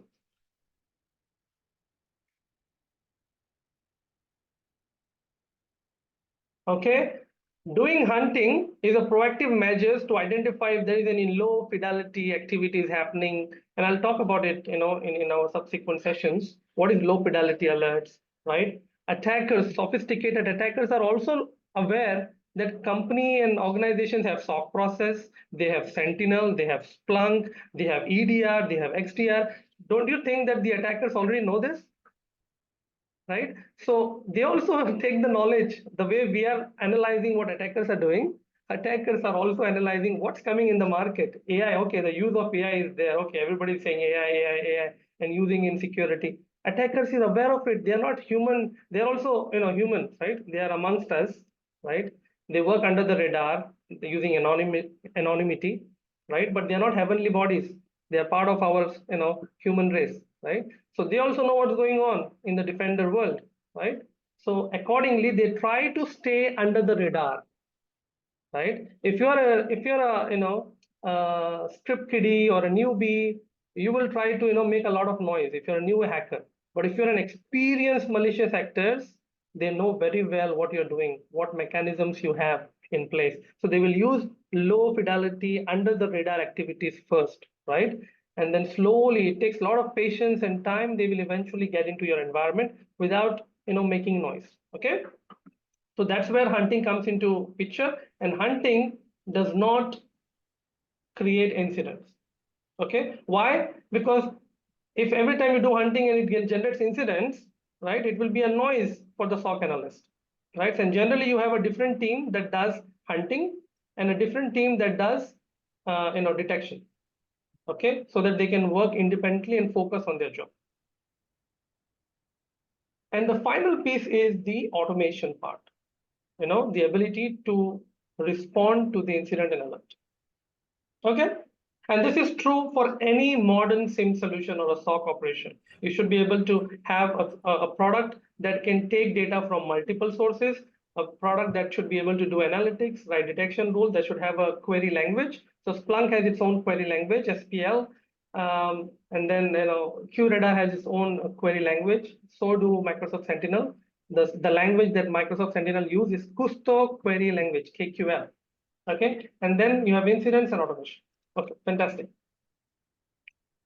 Now, Microsoft Sentinel, as I said, is already a leader in SIEM solution. So this skill is hot.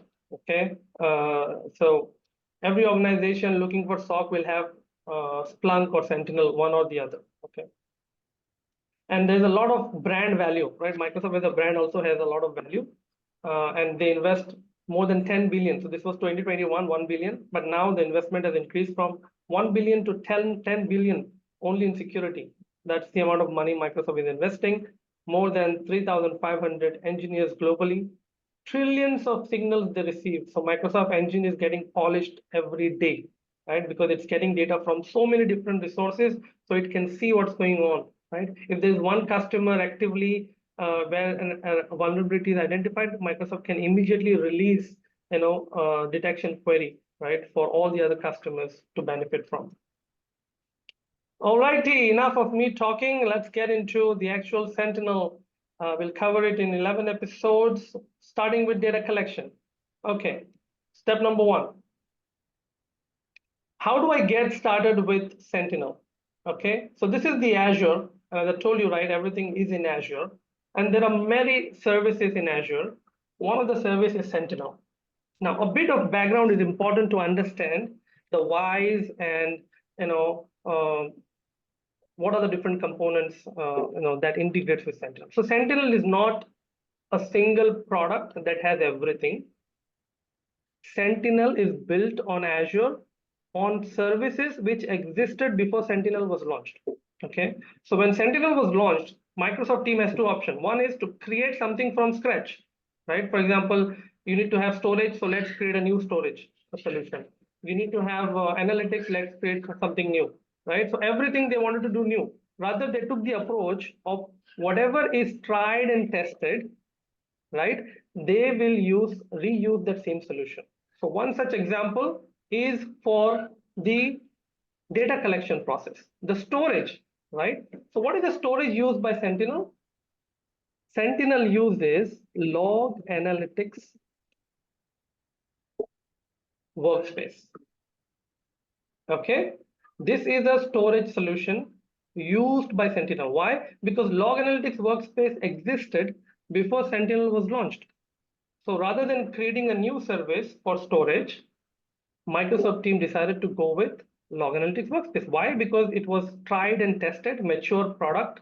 Already log analytics workspace was used for monitoring the infrastructure. So all the application data would be captured by the workspace, and you will perform analytics on top of the workspace, right? So all the goodness was baked into this service already, right?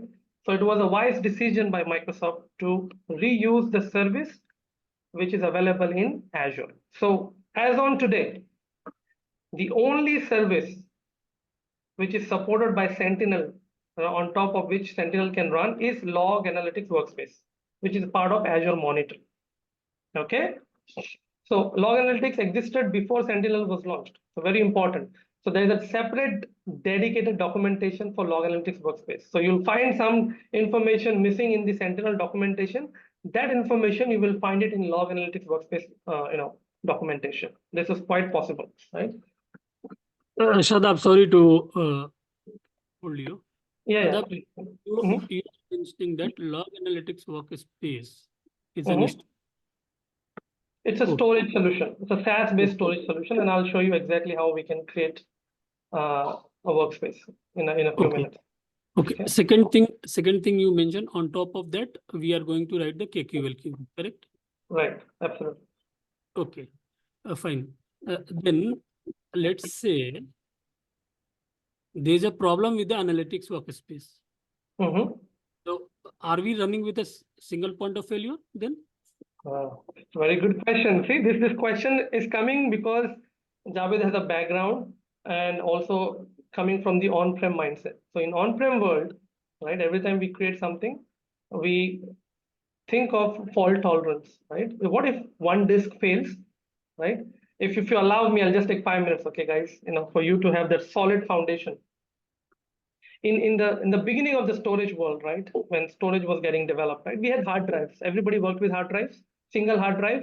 Anything happens to the hard drive, gone, data is gone, right? Or you recover, you take the backup, etc. Then what came was a RAID. We will take a bunch of independent disks, and there would be a logical layer so that they work together. So if one of the disk fails, data is still available, you can still work. So in the servers, we came up with something known as redundant array of independent disks, RAID, logical grouping of hard drives. Make sense?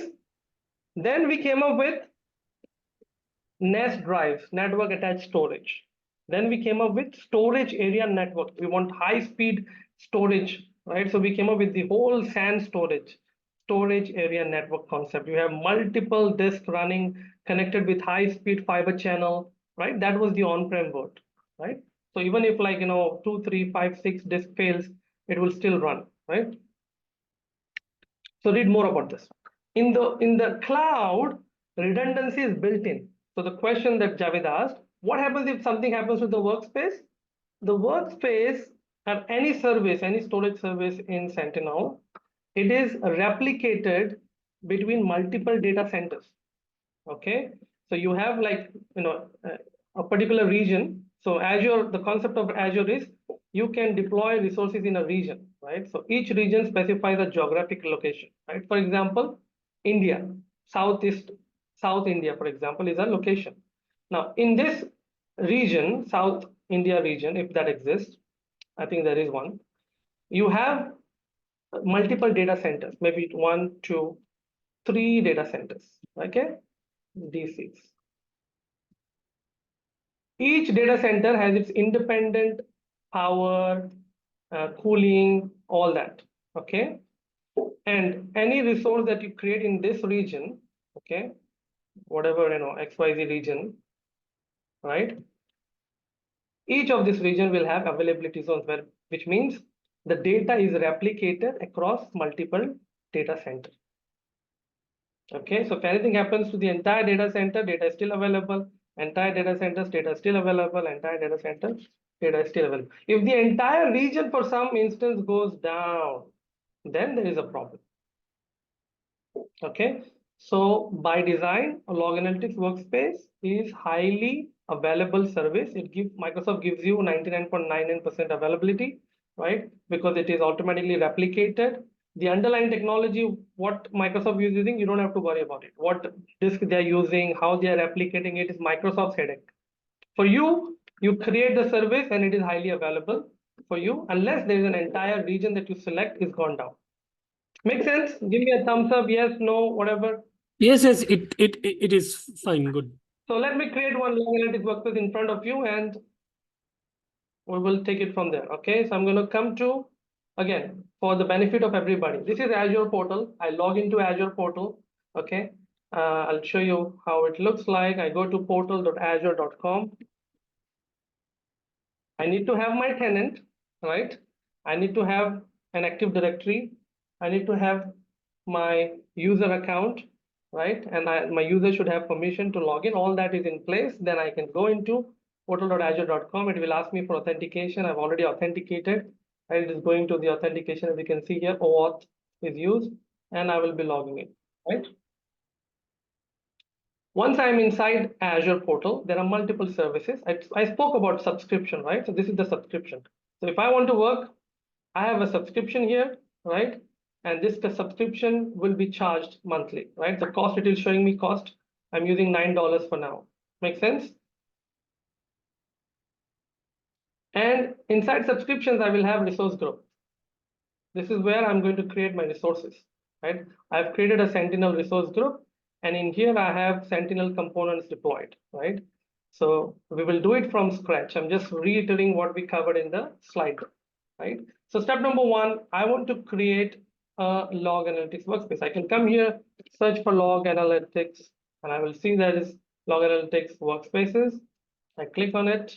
There's already one, but I'll create a new one for the benefit of everybody. I will select the subscription because in a typical environment, you will have more than one subscription, maybe hundreds of subscription.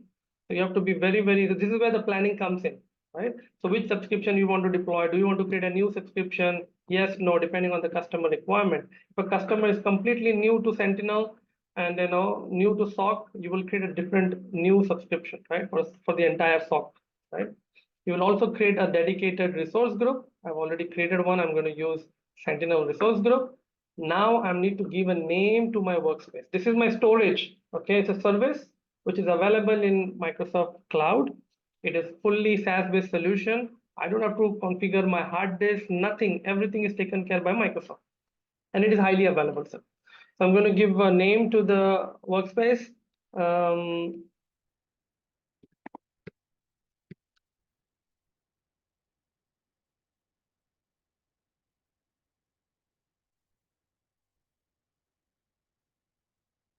Now there is a full discussion we will have on designing. So now you're not at that stage, right? But I want everybody to become or have the thought process of a security architect. in the next sessions, if we have, we will talk about the designing of the workspace. Not straightforward. It's a test environment. I can go ahead and do it. In a real world, I'm not going to just go ahead and click and create a workspace. I'm going to do planning. I'm going to take the requirements from the customers. Okay, do they need a single workspace? Do they need more than one workspace? What is their team, right? How scattered the team is? Are they working multi-geography? They have team in UK, US, India, Australia. Okay, how do they want to segregate the data? All that information you need to collect before you come to a conclusion and design decisions on how many workspace you will create. Generally, the recommendation from Microsoft is to have a single workspace possible so that you reduce the complexity. Because the correlation, again, you have to do with multiple workspace can create, complexity, okay? But sometimes it's non-negotiable. You have to go with more than one workspace, okay? I choose the region. So Microsoft Azure gives you variety of different regions based on where your location is. If customer is UK, you can go with UK South, UK West. Two regions are available, right? So whatever is closer to you, and based on the compliance requirement, you will choose one of this. If you're part of Europe, in Germany, in Netherlands, you can select one of this. If you're in US, we will have West US, East US. If you're in India, you have South India. Shadab, sorry to disturb you. Like in the Europe countries, like GRC compliance issue will be there. Like we cannot send the data or else receive the data from outside the region, right? Yeah, absolutely, absolutely. So within that, we need to have a different regions or else a different AZs. Correct, absolutely, yeah. So based on where the customer is, I mean, if we do have a centralized location outside the European countries, then how it can be mitigated? Like how it can be utilized? So That's first what of my all, question. yeah, first of all, whatever the customer is, this regions you cannot create by your own. It's Microsoft decisions, right? So you will do based on what you have. Okay. So you will go through the list of the regions based on where the customer is. For example, the customer is Germany based, right? So for Germany, you have a dedicated region, well and good. Now, if the customer is from Netherlands, there is no dedicated Netherlands country specific region. You have, what do you have? You have West Central, West Europe, right? As one of the options, or you can have a neighboring country, region in maybe Sweden or Spain, right? If the customer says, no, my data cannot leave my country, then Microsoft has a concept of sovereign data center, which is completely different, which is not listed here, only for governments. So Microsoft has built a separate cloud for government organizations. For example, in US, you have all the governments like FBI's, right, CIA, and all those government organizations. They use a separate cloud, which is separated from this consumer cloud, customer cloud, commercial cloud. Similarly, we have built one for China, right? So China data cannot leave. It has to be within the Chinese land. Data cannot leave Chinese land, right? So if those requirements are there, then we have a separate set of regions, which is only Azure, and it's not supported everywhere. Only where there is a huge demand and the government is willing to invest, right, with Microsoft. Microsoft would come up with those dedicated country specific cloud regions. Make sense? But these are all commercial ones, right? So if you don't have this option, then you have to take a decision whether it's a right solution or not, for you as a customer, right? Shadab, sense? just an addition. Mm-hmm. Just an addition, answering to my friend, let's say you were mentioning about a country where we have the GDPR in place. So what Microsoft has done in the back end, they have got those, exceptions for the commercial purposes. So they have added it here as a region where they have all the compliance in place. If the audit or, compliance team or the statutory compliance are coming into the picture, they are already taken care. Thank you. That's correct. That's correct. Yeah. So Microsoft has a list of compliance, that is published publicly. So all these are compliant. So if you choose West Europe, it is compliant to GDPR, right? So that is all taken, and that's the reason, right? One of the trust factor for learning Microsoft Sentinel is it's coming from Microsoft, and Microsoft does independent audits by third party, and it has all the known certifications, compliance certification, right? So if your data is stored in any of these regions, be assured that it is following all the compliance requirements, right? And then most of the customers do ask for it, and then we provide it to the customer that, okay, this is what Microsoft says about the compliance, right? So Yeah, got it. Thank you. perfect. So based on your requirement, you will choose. I'm going to just keep it in my test environment east to west. Next is the tags. So tags are for every resource you create in Microsoft Azure, you can give a tag, and this tag could be an additional identification. For example, this instance is for team US, right? I can give a tag saying SOC team. SOC team US. So I can use this tag in order to filter and do other additional compliance requirements, applying policies and stuff like that, right? So very valuable, right? So a lot of customers follow some standard mechanism of tagging, what that resource purpose is, and identification purpose. You can tag that resources. It's optional. Without that also you can create. I'm going to say review and create. Now, pricing is a very important topic, which we're not going to cover. We are already over time. I'm going to take another 20 minutes or so. So we are going with pay as you go. So whatever I use, I will be charged based on that. That's how simple it is. My workspace will be created now, and I can start, ingesting data into this workspace. So 1, 2, 3. Now imagine to set up that storage in on-prem. Oh, it will take you a lot of time and effort and money. This is not free as well, but the experience is very, very straightforward. Okay, so meanwhile that is getting created, right? That is the first step. Creating workspace is the first step. Now, as I told you, Log Analytics Workspace existed before Sentinel was launched. So it's an independent solution. So if I create a workspace, that does not mean Sentinel is created. I need to onboard that Log Analytics Workspace to Sentinel. Okay, so if I just create a workspace, it's available, I can ingest the data, but I will not get the feature that Sentinel gives. I will get the feature of Log Analytics Workspace. You can collect the data, you can run KQL queries, you can do performance analytics, but you will not get AI features, ML features of Sentinel, all the incident creation, all the components that comes with Sentinel will only come alive if I go to Sentinel. Now I'm going to Microsoft Sentinel. Okay, I just type Sentinel. Okay, now as you can see, we created the workspace. It's not here, right? It's the old one which I created. I can now go and say create.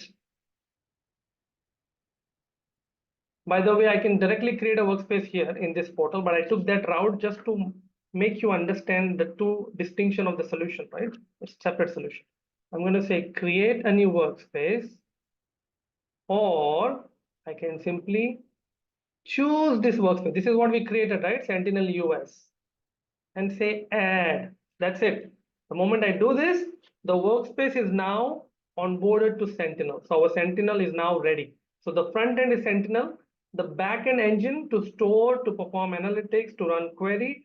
It is going to be Log Analytics Workspace. Now, Log Analytics Workspace, if you look at the options you see for Workspace, is different. So if I click on Log Analytics Workspace, I get a different view. See, all the options here is not equal to the options you see here. In Sentinel, you have incident, workbooks, hunting, notebook, entity behavior, threat intelligence, Mitre ATT&CK, SOC optimization. In the Sentinel Log Analytics Workspace, blade, I see workspace specific legacy information, usage and estimated cost, properties, network isolation, different ways of getting data that Log Analytics supports, right? Sentinel further extends it, and because it's a SIEM solution, it gives you more options than what Log Analytics used to provide earlier, right? Makes sense? Clear so far? the distinction between Log Analytics Workspace and Sentinel. As on today, Sentinel only supports Log Analytics Workspace as the primary backend engine. For a backup, retention, long-term retention, it supports other storage services. But primary storage for Sentinel to function is Log Analytics Workspace. The other important aspect of Log Analytics Workspace is that this is a write once, read many concept. So what does that mean? The moment you ingest data into Log Analytics Workspace, you cannot delete it. Okay. So even if you're a global admin, even if you're the admin in the Azure, you cannot go and delete the data once it is ingested in Log Analytics Workspace. That's the beauty, and that's one of the design decisions, the reason behind picking up this service, because it is, you cannot manipulate it, right? Imagine you have a SIEM storage, and if you're an admin, you can go and delete the log, right? It would be a problem, correct? So Log Analytics by design does not allow you to delete the data once it is ingested. The only way is you can purge the data, or you can delete the entire workspace. Okay. Now, the moment I onboard Workspace into Sentinel, I get 30 days trial to ingest up to 10 GB of data per day for free. So no cost. If I keep the threshold of the data ingesting into Sentinel below 10 GB, up to 30 days, it will be free. Okay. Makes sense? So far, so good. Am I going too fast? Does it make sense? Yes, no. Do you want me to repeat something?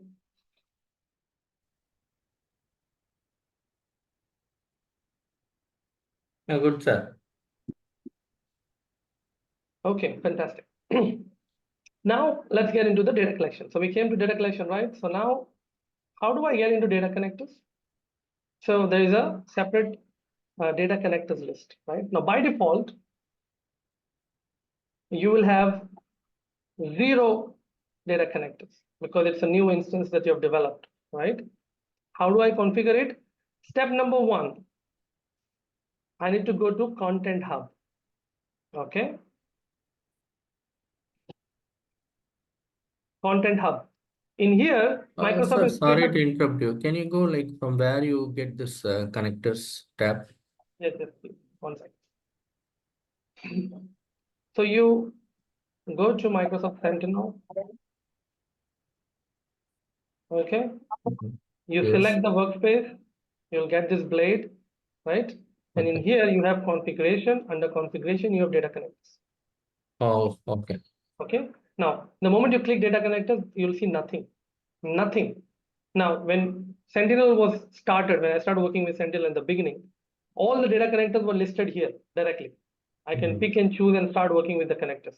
Microsoft has changed that. So you will not see any connectors out of the box. You have to go to Content Hub, which is under Content Management. And what Microsoft has done is, it has given you that next finish installation experience as if you're installing a software, right? Microsoft is known for UI, user experience, right? So here you can look for your solution that you want to deploy. So imagine that I want to bring data from, say, Azure AD. That's a heart of my Azure. All the authentication, sign-in activity is coming from what? Azure AD. So I'm going to say Azure AD. And Microsoft has recently, changed the name of Azure AD to Microsoft Entra ID.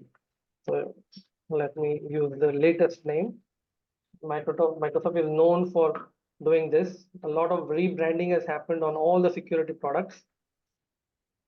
So here you have Microsoft Entra ID, right? So this is like a package. Now Microsoft Entra ID will have 63 analytic rules, out of the box detection rules. So if I bring this data, I don't have to be an expert in KQL and write detection rule from the beginning. Microsoft already gives me detection rules out of the box. So if I bring Microsoft Entra ID data, automatically I can choose between, choose from the analytics rule, 63 out of the box analytics rule or detection rule available.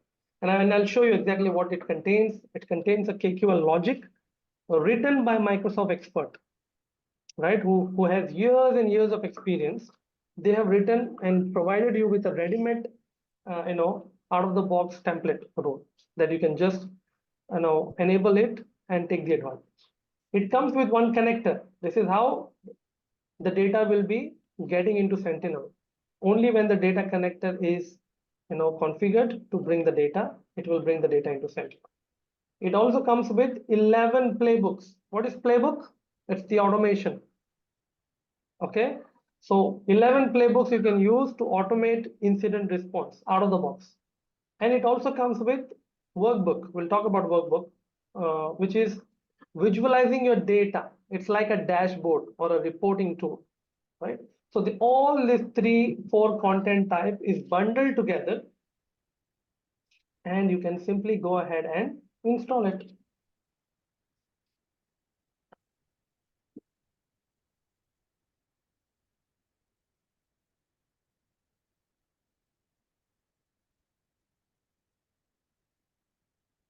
So in the notification, you can see it's getting installed. Once this is installed, we can go back to data connector, and it will be visible for you to actually, see that connector and whatever out of the box detection rules, analytics is available, the playbooks that is available, and the workbook that is available. Done. That's it. It's installed. Well and good. Let me go back to connector. It will take a minute or two to sync, and there you go. So now we have Microsoft Entra connector. It is only showing that this connector is now available. Is it connected or configured? Yes, no? No. No, right? This is important. Just because I deployed that content from the content hub, it's only making that connector available in the data connectors. It has not configured it. Data is not flowing. Very important. We're going step by step. So I need to now, it is showing disconnected, open the connectors page. Now, because I have logged in with a higher permission, everything is working smoothly, right? I'll click here, this happened, that happened, everything is moving. In a typical enterprise environment, this will not work. This is where the knowledge of Azure is important. You need to know what specific permission is required to do a specific task, because nobody is going to give you full admin permission, right? So they will ask you, okay, Javed, you're working on Sentinel, you want to deploy a connector, what permission you need? And you're like, I don't know what permission exists in Azure cloud. That should not happen, right? So you should be able to articulate, okay, I need X and Y, whatever permission. I need a Sentinel contributor permission, right? That will do the job. So that without that knowledge, you will not be able to communicate with the identity team or the cloud ops.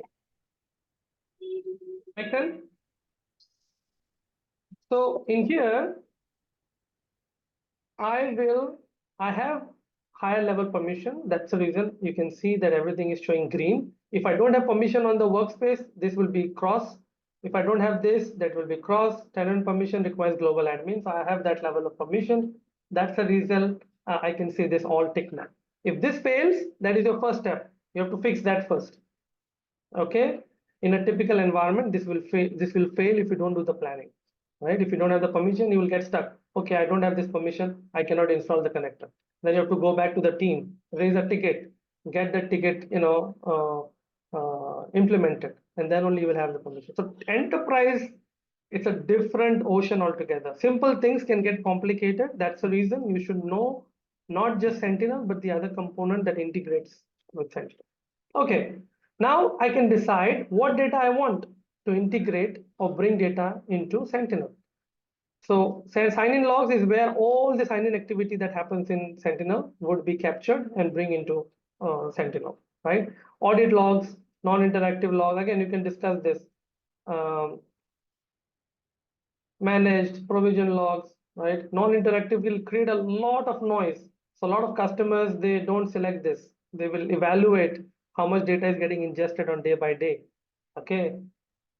So you don't have to enable all of it, right? You can enable the most important ones to start with, apply the changes, and you will see that the data, it will take some time, and then this status will change from not connected to connected. Okay.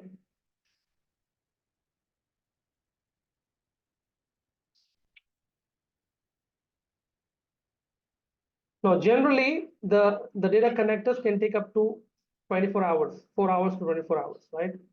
So I already have this pre-provisioned in another account. I'll show you in a minute, but you get the step-by-step approach, right? First, we created the workspace, then we onboarded that workspace into Sentinel, then we went into Sentinel. Using the Content Hub, we selected which data we want to get into Sentinel. We installed Microsoft Entra ID Content Hub. That does not configure the connector. You have to come back to data connector. You should have prerequisites, all the permissions should be in place, and then you can go ahead and uh, enable what permissions you want. Make sense? So far, so good? Now, as I said, this is going to take time. So this will change from 0 connected to 1 ultimately, right? Now, this was a very smooth experience. Do you think all the data source will be so smooth? Click, click, finish, click, click, finish. The answer is no. No. Okay. Why? Because Microsoft Entra is the Microsoft product. It's a Microsoft Azure product, right? So there is a native integration between Sentinel and Microsoft Entra. It's smooth piece of cake, very easy, straightforward, no problem. Now imagine I want to bring data from, say, Palo Alto firewall. That's not Microsoft product, right? It's not running in Azure. Maybe it's running on-prem, right? We don't know, based on customer requirement, right? So there's a different method of getting data into Sentinel, right? So primarily, Microsoft supports 4-5 different methods of bringing data into Sentinel. One is native integration using API, right? Second option is, these are called direct connectors, simple, straightforward. All the first-party Microsoft connectors will be very simple, straightforward. The second option is you can bring data via syslog agent, right? So all the network devices support syslog. Syslog is a protocol, right, that actually logs data in all the Linux-based machines, right? So all the firmwares, firewall, switches, network devices, the underlying firmware is Linux-based or Unix-based, right? So they support syslog. So that's another method, right? The third method is getting data from individual operating system, which is Windows operating system, right? Which supports Windows Event Viewer, right? And then there is an agent that can be deployed to capture the data and bring it to Sentinel. That's the third way of bringing the data. The fourth way is you can create a custom connector, right? Using API integration, right? The fifth one is you can have an intermediate log collection service. Have you heard of Logstash? Logstash is a famous, tool where you can send data from all your network sources to Logstash centrally. Logstash in turn will send data using output plugin into Sentinel. So that way you can fine tune and keep all the data filtering at the source level, right? So that's another very famous way of bringing data into Sentinel, right? So depending on what type of data it is, the method of bringing data into Sentinel will change. It can get extremely complex, okay? If you're working with a, very homegrown application, right, which has no presence on the outside world, somebody, a specific company has designed their own application, right, with their own engineers, software engineers, bringing that data, you need to understand the schema, what the protocol it supports, and work with the developers team to bring that data into Sentinel, right? So that you'll get into those corner cases where you data ingestion or the data collection could be challenging task, right? So nothing to worry about. Most of the known, well-known products, there is a default connector out of the box. There would be instruction to configure it, and then based on that, data can be easily ingested into Sentinel. Okay, this might take some time. Let me log in with a different account, and then I will quickly show you how the data would look like. Give me just 1 minute.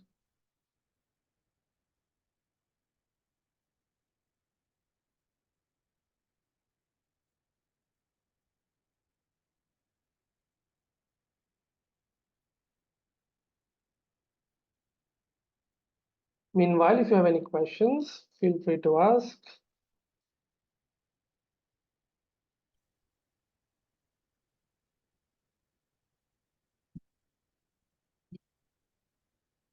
I'm getting an MFA prompt. This is also very valuable for everybody, so I'll show you. So generally, you want to protect your identity.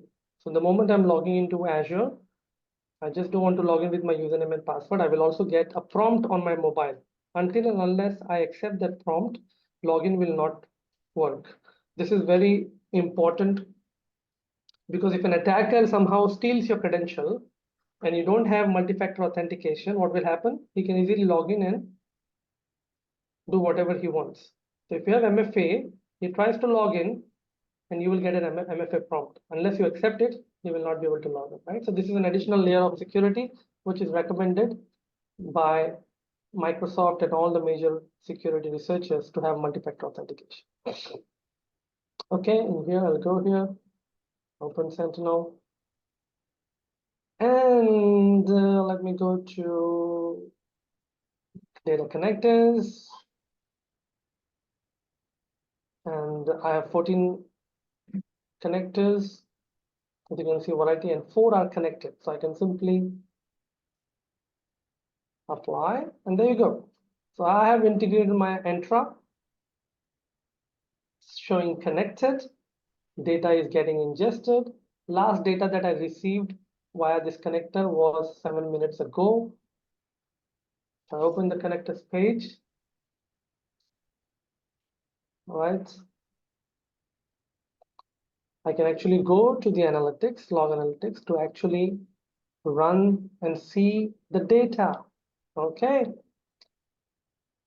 So this is a query that is basically giving me the distribution of the load, how many data which is coming, what is the, so for example, this is all data coming from Microsoft Graph activity logs, right? So there's a lot of surge in my environment, data coming from Microsoft Graph activity in the background, right? Then similarly, Azure AD non-interactive sign-in logs is also captured here with this blue line, right? So it is showing me the distribution. Let me open another page and I'll give a simple query, right? So every time you bring the data into Sentinel, that data gets stored in a dedicated table, okay? So data coming from Microsoft Entra ID goes into audit logs and sign-in logs. These two different. So audit data goes into audit logs, sign-in logs data goes into sign-in logs. So I can simply type sign-in log. Okay. Again, we're not going to master KQL in a day. I'm just showing you the simplest way. Just type the name of the table, run, and I'm going to get all the sign-in activities. I can expand one column, right? Which tenant ID, right? What is the time? What is the resource? What is the operation name, sign-in activity? Whether the sign-in was successful? What is the name of the user who logged in, right? Which location the user logged? This is country code. IN stands for India, okay? What is the FQDN of the user? Okay, which portal the user logged in? Azure portal, the user logged in, right? So if the user authenticated to maybe Exchange, it will show me Exchange. If the user logged into Office 365, it will tell me that he logged into Office 365. Okay, all juicy information is captured here, authentication details, right? Whether he used multi-factor authentication or not, multi-factor authentication was used, whether it was successful or not, whether conditional access policy was successful or not. So all detail, MFA detail, it will tell me, okay? Authentication method was mobile app notification. You saw the mobile app notification, right? Is there any risk associated with the user? Yes, no. All this juicy information. This is the amount of information coming. Now, this is the data you're seeing in the Sentinel. Where is the source data? So when I enabled, the data is coming from somewhere, right? There's no magic. So whenever you're bringing data into Sentinel, what is the original source of the data? Is it Sentinel or somewhere else? Somewhere else. Right, absolutely, logically. So if I'm bringing data from Entra ID, the data needs to first get created in the Entra ID, right? From there, you're pulling the data into Sentinel, okay? So is this real time? So whatever data comes into Sentinel, is this real time?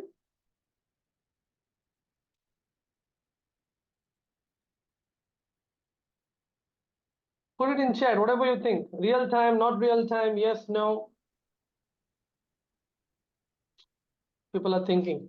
No, it could be real time. Reason is that, but if we ingest the data from the different sources and the different, as you mentioned earlier, about this syslog and other Palo Alto, so Right.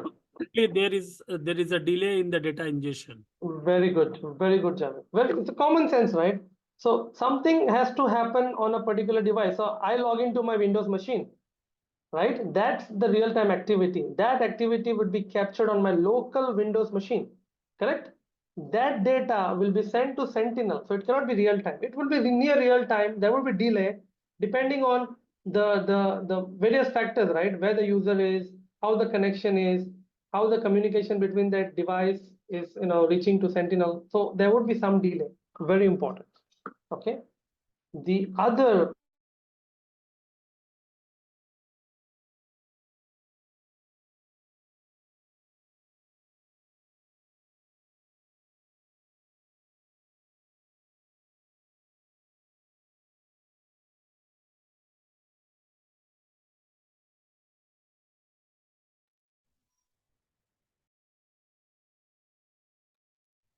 Shadab, sorry, we missed your voice.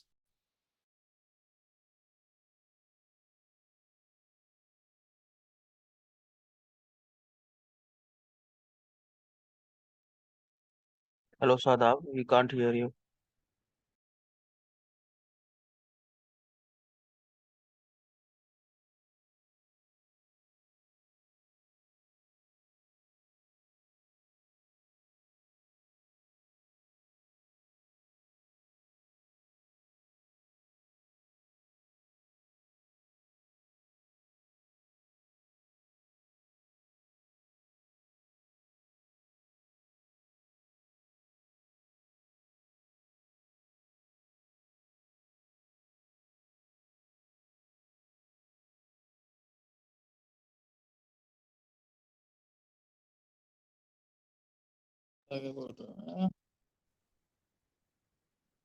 I'm so sorry. I think there was some network glitch. I was disconnected. Am I audible now?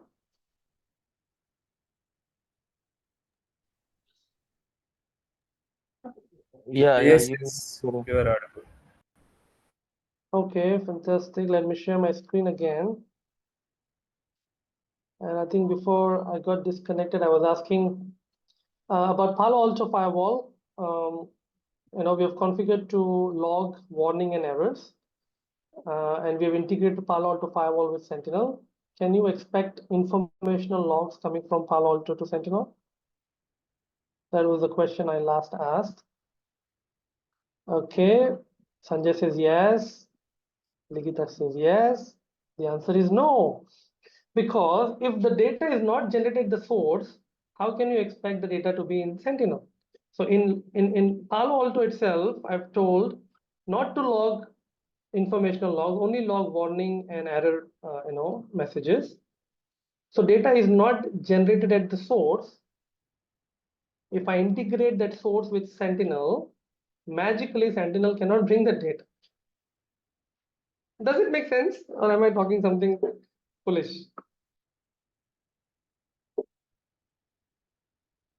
Type yes, no in the chat. This is very important, guys. Very, very important, because this has happened a few times with customers, right? The customer is not logging the logs properly on the source machine. The logs are not generating on the source machine itself, and expecting that Sentinel is not having the data. How is that possible? You cannot blame Sentinel or any SIEM solution.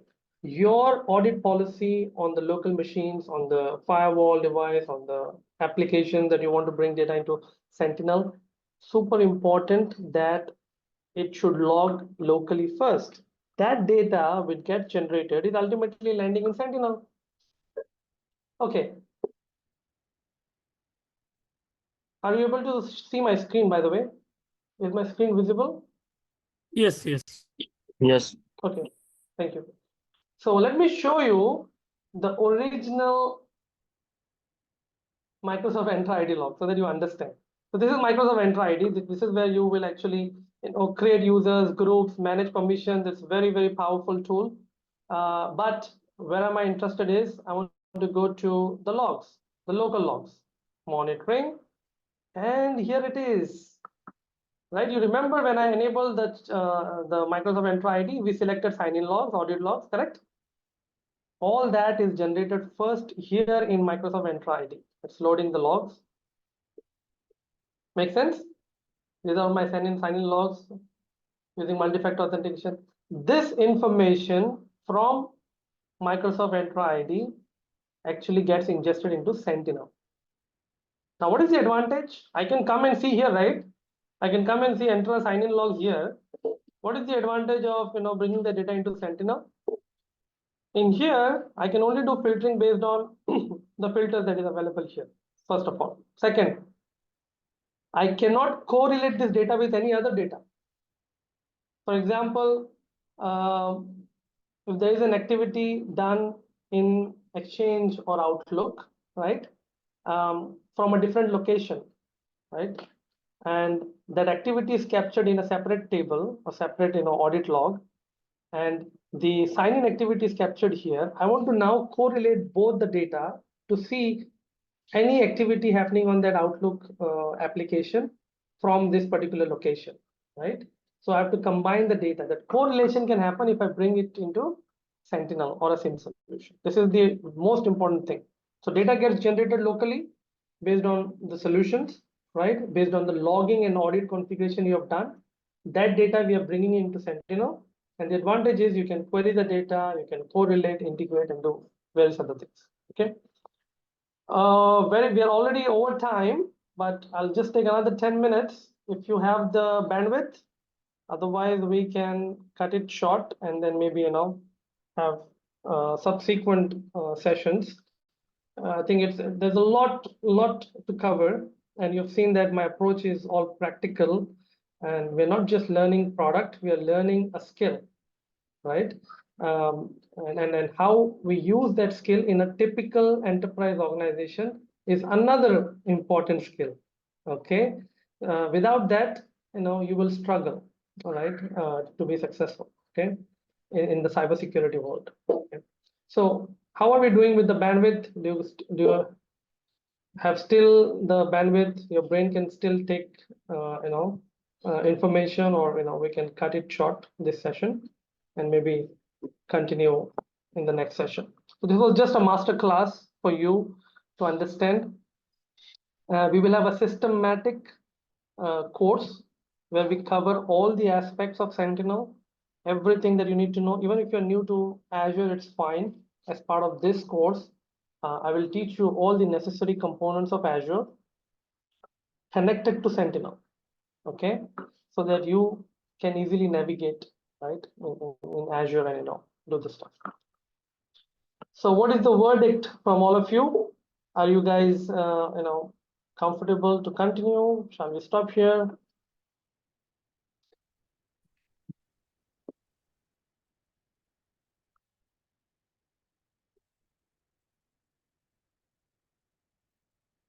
Yes, no, something I want, some input I need.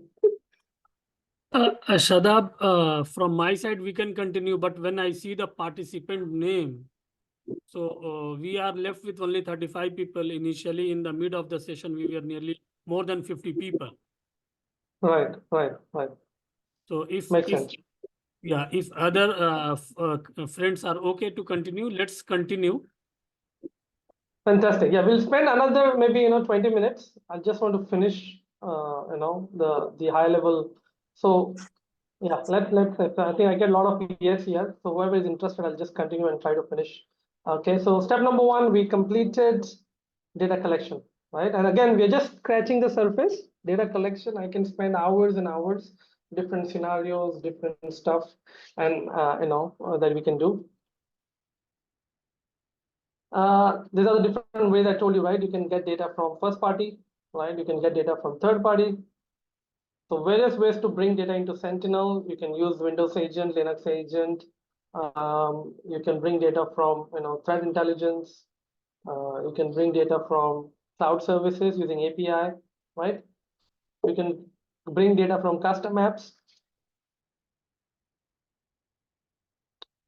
Very important. Anytime you bring data into Sentinel, if the data source is within the Azure, okay, service to service connection is encrypted always. Okay, so Microsoft does not keep any data in transit without encryption. This is super important. But the moment you bring data from on-prem, right, you have to pay attention how the data is coming into Sentinel, right? And you also need to ensure that data is always encrypted. Why? Because if the data is not encrypted, anybody can, sniff the data, your valuable data which you're supposed to send it to Sentinel. If an attacker or the malicious actor can see the data, he can manipulate the data, right? So everywhere you see, this is going to be one of the hot topic with any customer, right?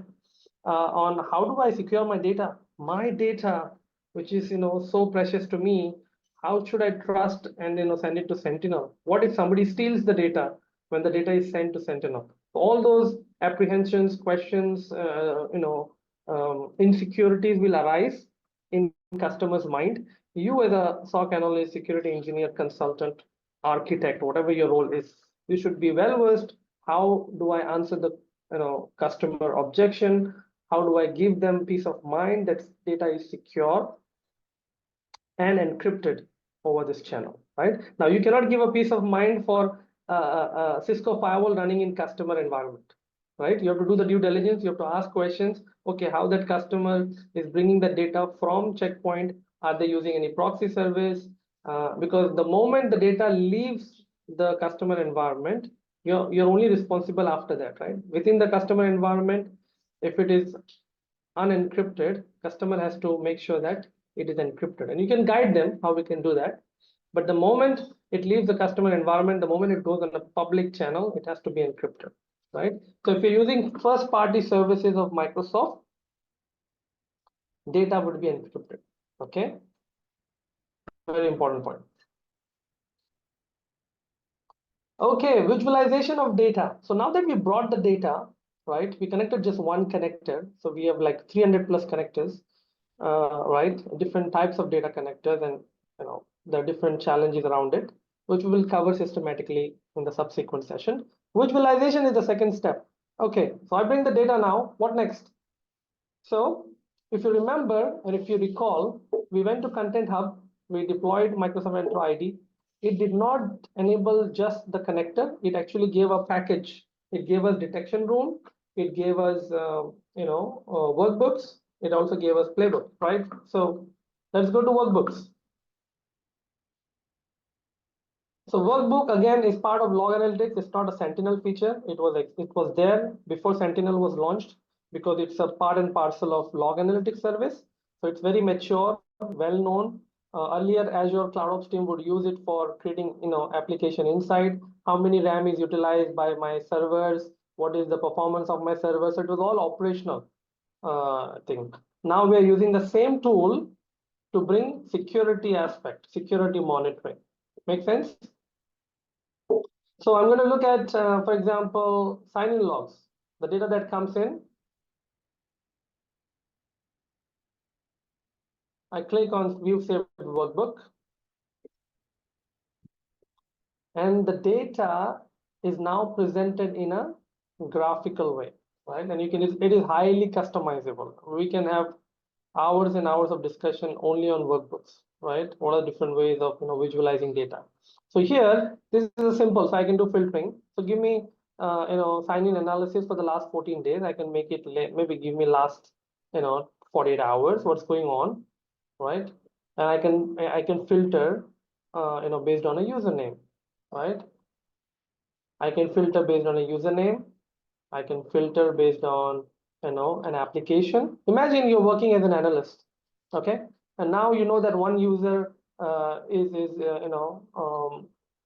suddenly that user is doing 1,000 sign-ins per hour. Is it normal? Is it humanly possible for a user to sign in 1,000 times within an hour? No. Not at all. Not possible, right? So that is anomaly. That is called anomaly, something which is not normal, right? Now imagine a user logs in and the authentication fails. and it is like twice a day a user login, 2 times his login failed. Is it normal? It can be normal. Yes, it can be normal because 2 times I can easily forget. Even if I know the password, incidentally there's a typo, 2-3 times, 5 times, 10 times, it is below the threshold, right? Now, this is where the logic comes in, right? So if you know what good looks like, you know what is an anomalous behavior looks like. So if there is 1,000 sign-in activity within 1 hour, that's not normal. Somebody is doing brute force. Somebody is trying to abuse my user account, right? I can simply come here and actually live, I can monitor it, right? So I want to see for the last 4 hours, 1 hour, whatever the threshold is, how many times this user logged in. So this user, Shadab.co actually logged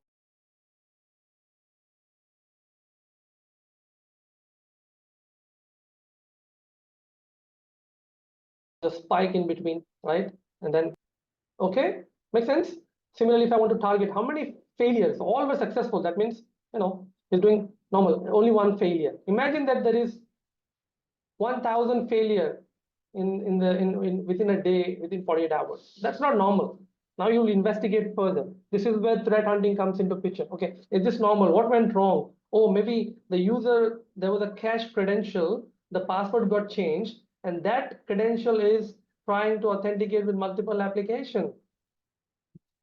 Then what will happen? You will investigate and find out, okay, this is not normal, but this is not a security incident. This is how you verify and do the investigation. Again, I'm not going into the SOC analyst part yet, but just to give you the sense how powerful the workbook could be. A simple workbook I'm taken as an example, and so many things you can get in from this simple workbook, right? Similarly, which location? This user primarily is from India. Imagine you get a lot of login from US and China within 24 hours. Is it possible for a person to go to China and US within 24 hours and work? No. No. Make sense, right? So you don't have to be an expert. With the help of this ready-made workbook, and if you have the security mindset, very important. The only way you will start looking into and make sense of this data if you have that security mindset. Otherwise, it's just data. Oh, okay. India login 36, Windows 10 login 36. Okay, all good all looks good, right? But if you have that mindset, you will start looking at things. Oh, this is not normal. Okay, this user is suddenly logging from China.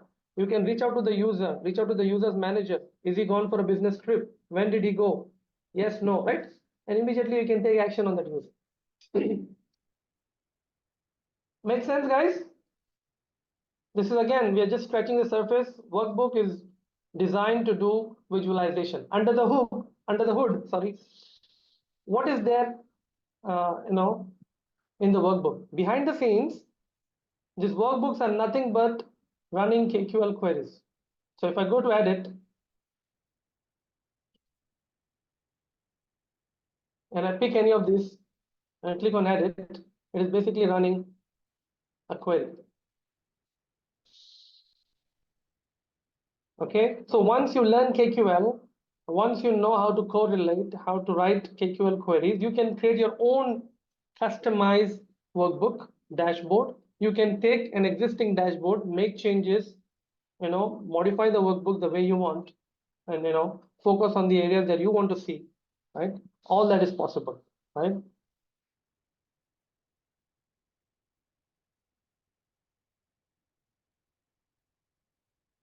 So we'll have a dedicated session only on workbooks. It's a very hot topic. Okay. Moving on. Perform analytics on the collected data. Fantastic. Again, back to Sentinel. Now that we know we collected the data, different types, different ways of collecting data, what to do with that data, you can visualize the data, you can also perform analytics. So as part of that content hub, it also gave us a lot of analytics rule out of the box. So we can leverage that and try to enable. So I can go to rule template, pick up the rules that I'm interested in, And as you can see, there is technique maps. This is Mitre attack technique. So this particular rule, if you enable, you are covering this Mitre technique. So if any attacker uses this technique in your environment, it will generate an incident. Make sense?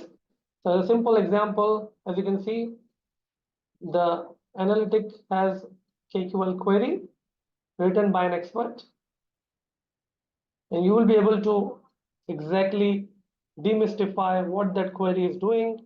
If you want to make any adjustment, you can do that as well in the subsequent session that we will have. Okay, and then you can click on create rule.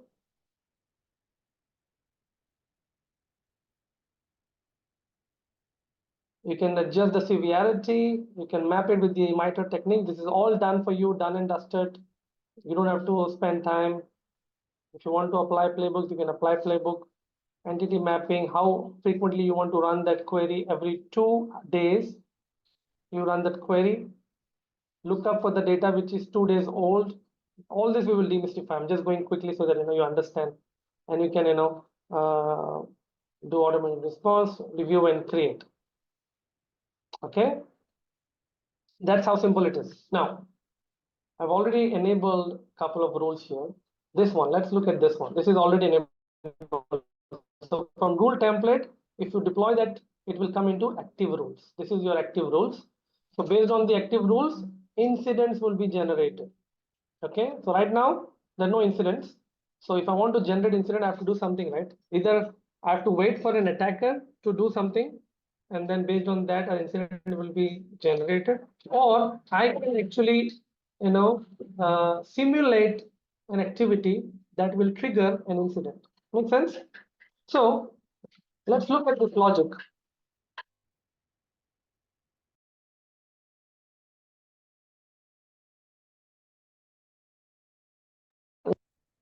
This particular, detection rule. Okay, TI map IP entity to sign in logs. Okay, let me open it.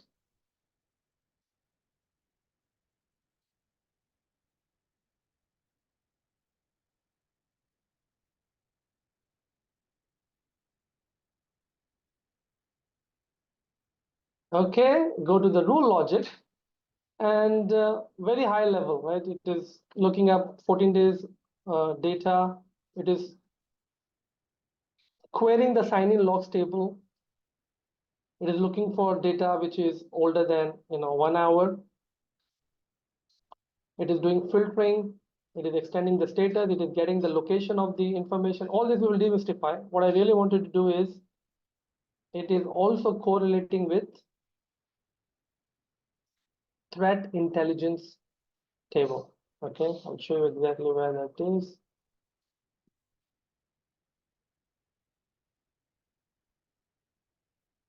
Here. So this query basically looks into 2 different tables. One is the sign-in log table, and there is a threat intelligence indicator table. What this table contains? All the threat intelligence. Can anybody tell me what is threat intelligence?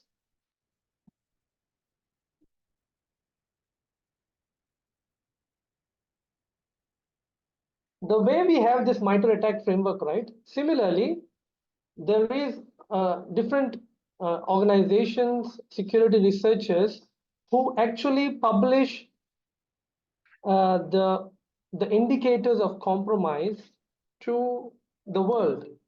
Okay, let me give you an example practically. Let's go to Alien Vault.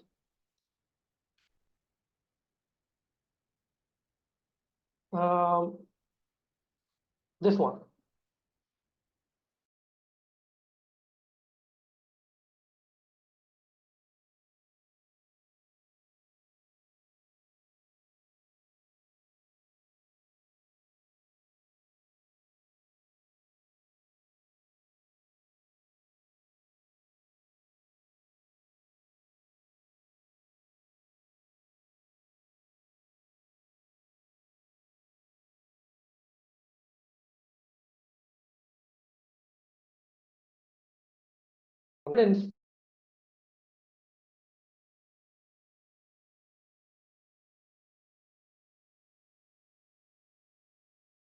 stored in a